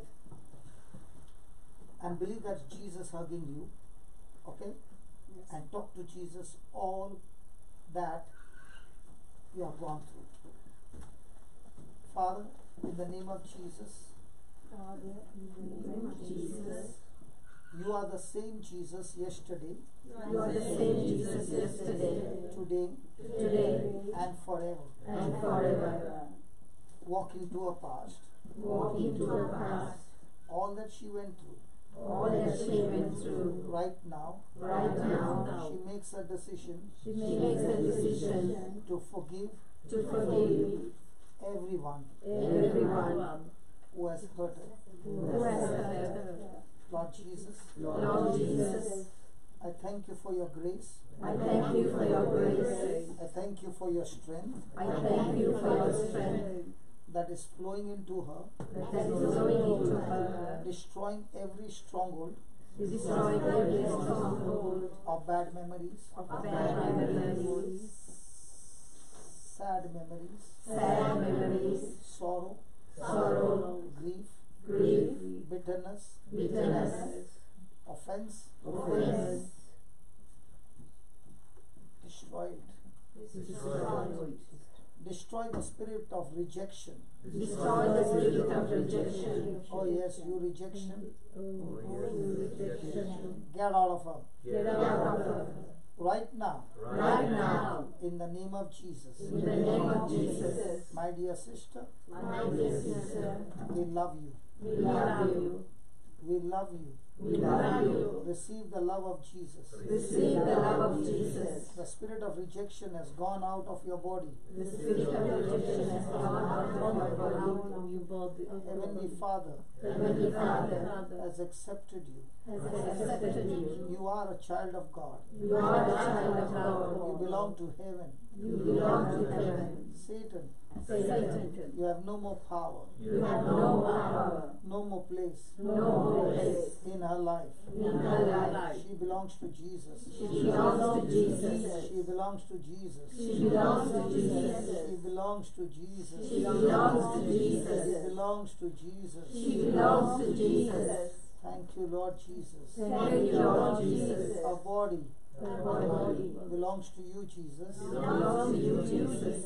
Our body Her body is the temple is the temple of the Holy Spirit. of the Holy Spirit. Thank you, Lord. Thank you, Lord. Every sickness and disease Every sickness and disease is destroyed is destroyed right now right now in the name of Jesus. in the name of Jesus. And the sister The sister is completely set free. is completely set free. In Jesus' name. In Jesus' name. Amen. Amen. Say that I am loosed. Are you all right? Is everything going like giddiness? Are you feeling giddy? Yeah. You are drunk. Just put a chair. She's all drunk. Yeah, just sit on there. She is strong. She's strong now. Now. She believe it. Yeah, let her be there. Let her be there. This is called as being drunk with the Spirit of God. Just close your eyes and thank Jesus for healing you.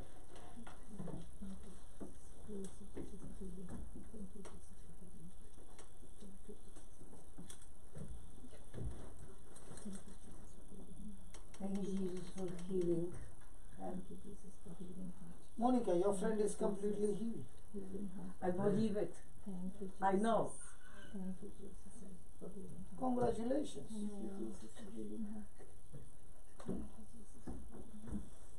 You can't. I love you. And the gods love you.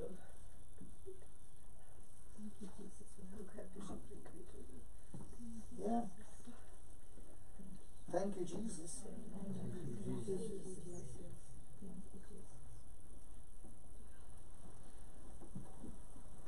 Her life will never be the same again. Strong soldier in the Lord. Congratulations. You are set free. Completely free. No more bad memories.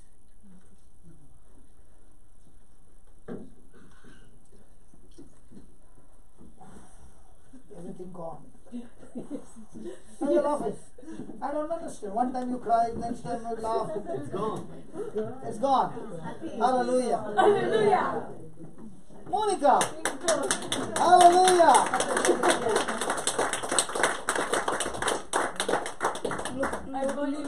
Look at this friend, how happy she looks. Is she your friend or you met her? No, she's my friend. She's your friend? But I didn't give her enough of my time. So now you're giving her enough of your time? I hope so. Praise God. Praise the God. I love you.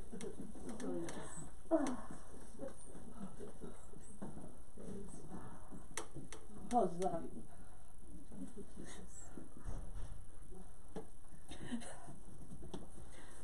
I'm so happy. So am I.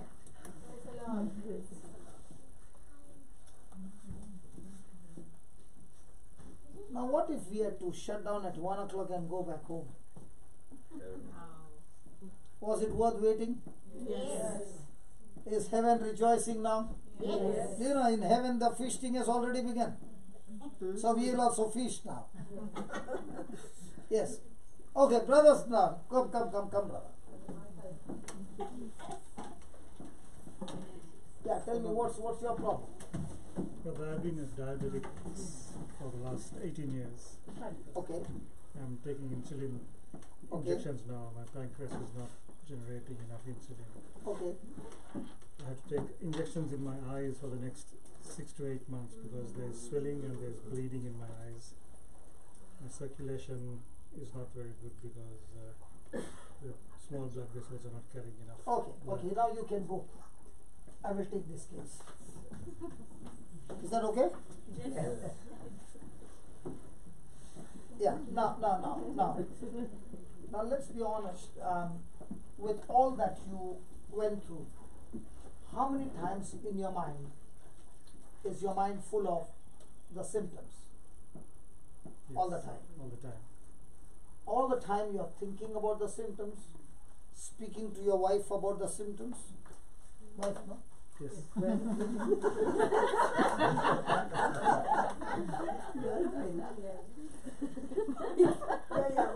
Married for 32 years. I know. Okay. Now I'll share with you my story. I was 19 when I was diabetic. Okay. My father had diabetes and he had to take insulin. So the doctor said, it's in your genes. So then I came to know it's in my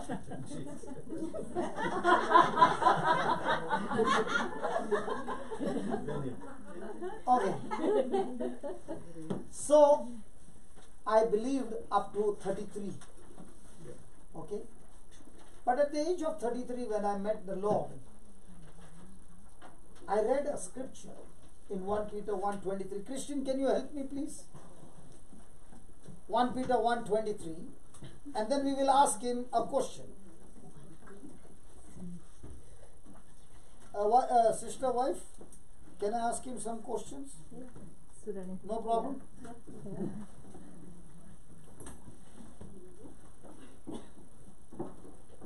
You have been born anew. No problem.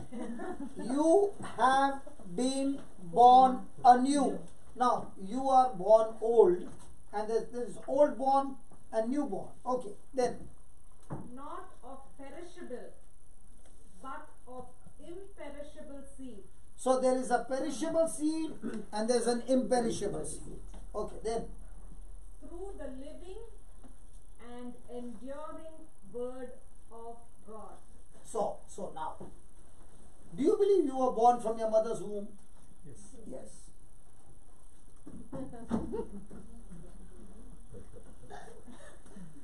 Yes or no? Yes.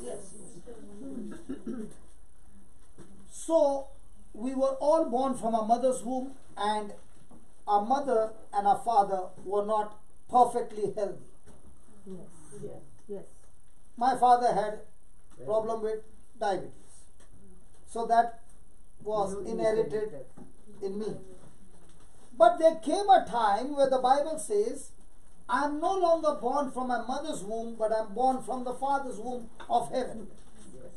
And I've got good news to tell you. I am telling you, really, believe me, the Heavenly Father got no diabetes. Yes. That's true. You all don't believe? I am 100% sure he doesn't have diabetes. So when I was born, my father gave me diabetes. Did he give it on purpose? No, it came by corruption. But now when I came to know that I am born from the Father's womb and he has no diabetes, so I began to say to myself, faith-filled words. Because my Heavenly Father has no diabetes, I have no diabetes. Because I am born from the Father's womb. Praise the Lord. So now I have no diabetes. Because the doctor even said one more statement. You know, he said, once a diabetic, Always a diabetic. Yes. You met my doctor? It's a Bladder sister. Oh, you are from Sri Lanka, right? So how come you met my Indian doctor? Now, the doctor might say, once a diabetic, always a diabetic. But God's word never said that. God's word said, by his stripes, you have been healed. So, my dear sister, can you take his exam every day? You want him to be healed? Yes. Okay. Every day you are going to say with him, by the wounds of Jesus you are healed. Your pancreas are healthy. And you are going to say, my pancreas are healthy. They are producing the insulin. And therefore, I have no more diabetes in me. Done? And say it as many times as you can. Now, these faith-filled words will make the pancreas produce insulin. Is it a deal? See, in my life, in my last 21 years, I faced lots and lots of trials. Okay? Now, the way I travel, different country, different place, different climate, different timing and all that, I should have been the first person unhealthy. But in my life, I've taken medicine, I think 5 times or 6 times in 21 years. So even if anything comes, I fight with it by speaking faith-filled words. Because I know that these faith-filled words have power to destroy and bring forth manifestation of healing. Okay? Good man. Heavenly Father, in the name of Jesus, as I hold my hand with this brother, I speak to that diabetes. You spirit of infirmity, I curse you in the name of Jesus. Lord, I thank you that by the power of your word, you sent your word and healed and delivered the people. In the same way, Lord, you have given us the word. Your word is not void of power. It is we who have spoken the wrong word. So Father, in the name of Jesus, every negative word that my brother spoke all this time and others who have spoken on his life, we cancel all those words and we speak now your faithful words. In the name of Jesus, by the wounds of Jesus, this brother is completely healed and delivered of diabetes. In the name of Jesus, his pancreas are functioning perfectly well and the blood circulation is perfectly fine. Lord, there is no more bleeding in his eyes. The eyes are healed. The legs are healed. Everything in his body is completely healed. We have declared it, we have believed it, and we have received it. In Jesus' name. Amen. So are you healed? Is he healed? So every day hold hands. And the Bible says, whatever you bind on earth is bound in heaven. Whatever you loose on earth is loosed in heaven. Where 2 or 3 agree anything on earth, it is done in heaven. Christine, do you believe for this miracle? Yes, Amen. Yes. Yes. Receive it in Jesus' Now why I name. did not agree with everybody? Because somebody might doubt and my prayer will go for a toss. And that's why I agreed with the person whom I know will agree to the end. So now when we have agreed and we believe it, that your pancreas are functioning healthy and they are producing the insulin and everything is fine. In Jesus' name. Amen. And Lord, just as you healed me of skin infection, I thank you, Lord, that your precious blood has washed his skin and gave him brand new skin. In Jesus' name. Amen. God bless you.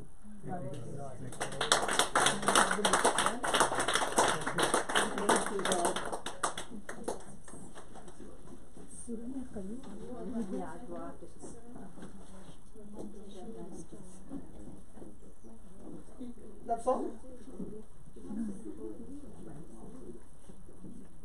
Keep it loose. In the name of Jesus, Lord, the tissue be recreated, the hand be recreated, the muscles, the bones be recreated, that she's completely loosed. Jesus. Now turn your head. Turn it. There, it's gone. Good. Was it quick? So quick. How many years was that? 2 years, and it got fixed so quickly. Praise God. Praise the Lord. Thank you, Jesus. Thank you, Jesus.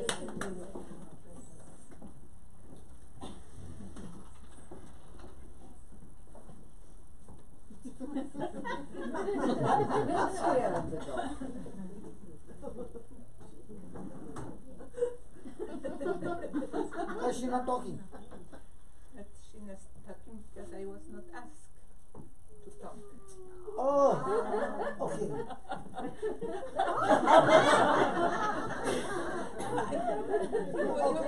Okay. Yes, okay. Tell me. Yeah, tell me. My problem is that sleeplessness. Okay. Anybody who doesn't get sleep, start reading the Bible. Hey, have you ever tried reading the Bible? You will get sleep in no time. Ask so many people who take the Bible, by the time they finish, half a page. Never will finish. Hello, anybody has tried reading the Bible? Yeah. Did you get sleep instantly? Yeah. Yes. Hello, do you get sleep? Yes. Why do you get sleep? Because the devil knows if you stay there reading the Bible, you will start bashing him out. So he will give you sleep. But it gives me a sleep maybe for 2 hours. Okay. Now when you got sleep for 2 hours and when you don't have sleep, what do? You toss this side and that side, right? I sleep for 3 or 4 hours. So even I'm saying I got sleepless night. No. When you don't get sleep, open the Bible, study the word, do some firing work. The devil will say, this soldier, if I stop her from getting sleep, she's bashing me up. So let her go to sleep. I'm not joking. I believe that it is the way. Yeah, so are you going to fight now? Yes. Yes. Father, in the name of Jesus, Lord, I find it not I don't want to get that sleeplessness out. Because then you can beat up the devil by praying. Okay, Father, Father, in the name of Jesus, get that sleeplessness out, Lord, so that this sister is able to sleep, but don't give her too much sleep, Lord. Give her a sleep that can be healthy, a quality sleep, and she's working like a warrior, a soldier. A soldier on the job doesn't go to sleep, long sleep. He's all the time working. So let the soldier get good sleep, efficient sleep, healthy sleep, that her body is healthy, and all the time she's working in your kingdom overtime in Jesus' name. Amen. Amen. Praise God. Praise the Lord. Yeah, come. Hallelujah. Yeah, tell me. Huh? I said I have a minor tear in my hip. Minor what? Tear in my hip. So I've seen two specialists over the period of 3 years, and both have come up with the same opinion that I have to have surgery, and I don't want to go for surgery. So with that tear, what happens? I have a pain in my hip. Okay, that's all. So sometimes I can't turn, I can't stand for too long, I can't sit for too long. So always. We'll do some stitching work. And as a result, I have a pain on my foot because this hip hurts, and then. Okay. So where's the tear? Okay. Is it okay if she puts your hand there? Okay. Just stand here. You stand here, so that it's on the camera. I don't want to miss anything. Yeah. Turn this side. Yeah. Now you put your hand here. Both the side. No. On a pelvic bone. The stitching will be done. Don't worry. Now close your eyes and concentrate. And say this, Lord Jesus.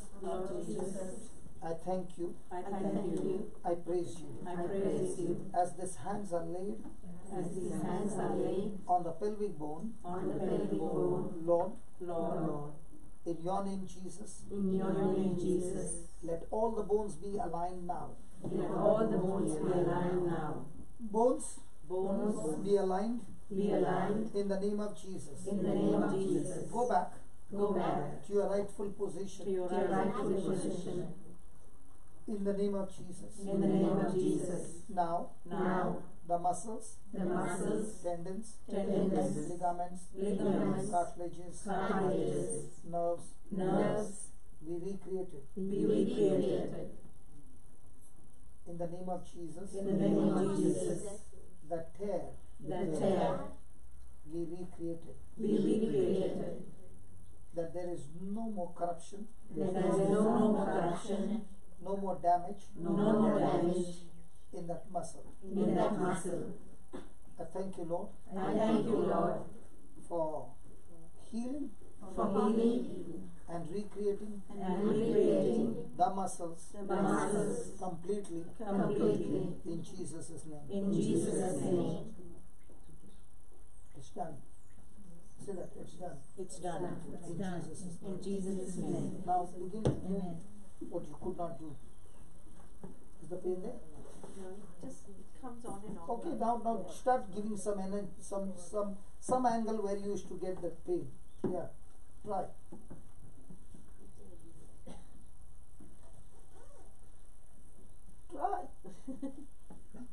Nothing? Stretch. Nothing? And what about the toe? Can you put your weight on the toe? It's the sole of my foot. Yeah, whatever. Yeah, put some weight on that. Nothing? Little. Wait, little? Okay. Lord, I thank you. For healing a hip. Now.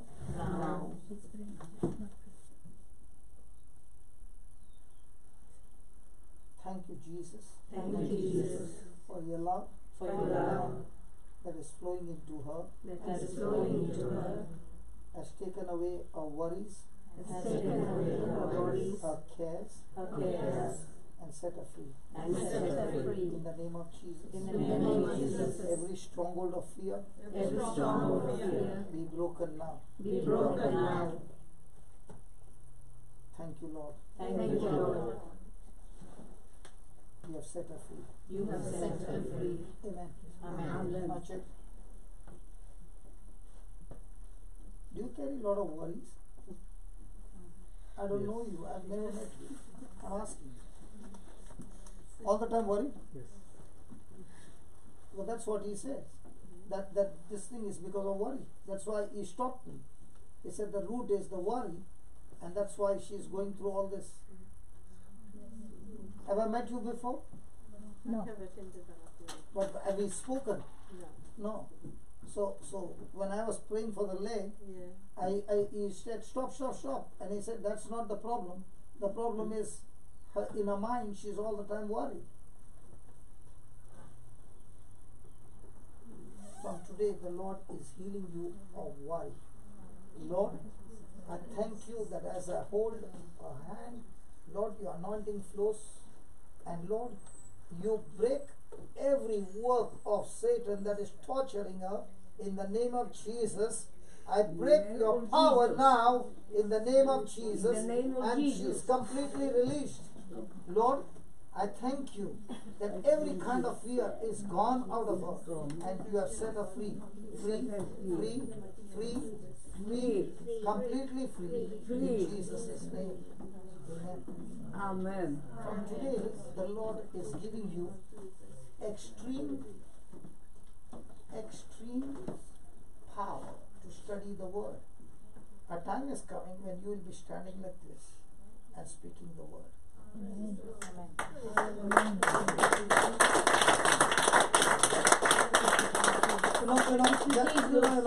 Just as you have fear, I used to be a champion, and that's why I used to be a psychiatric patient. You are not yet reached there. And the Lord is saying, tell her, if God, okay, if I would say at the age of 33, for me to go and have bath, I could not shut the door. So you can understand the intensity of fear?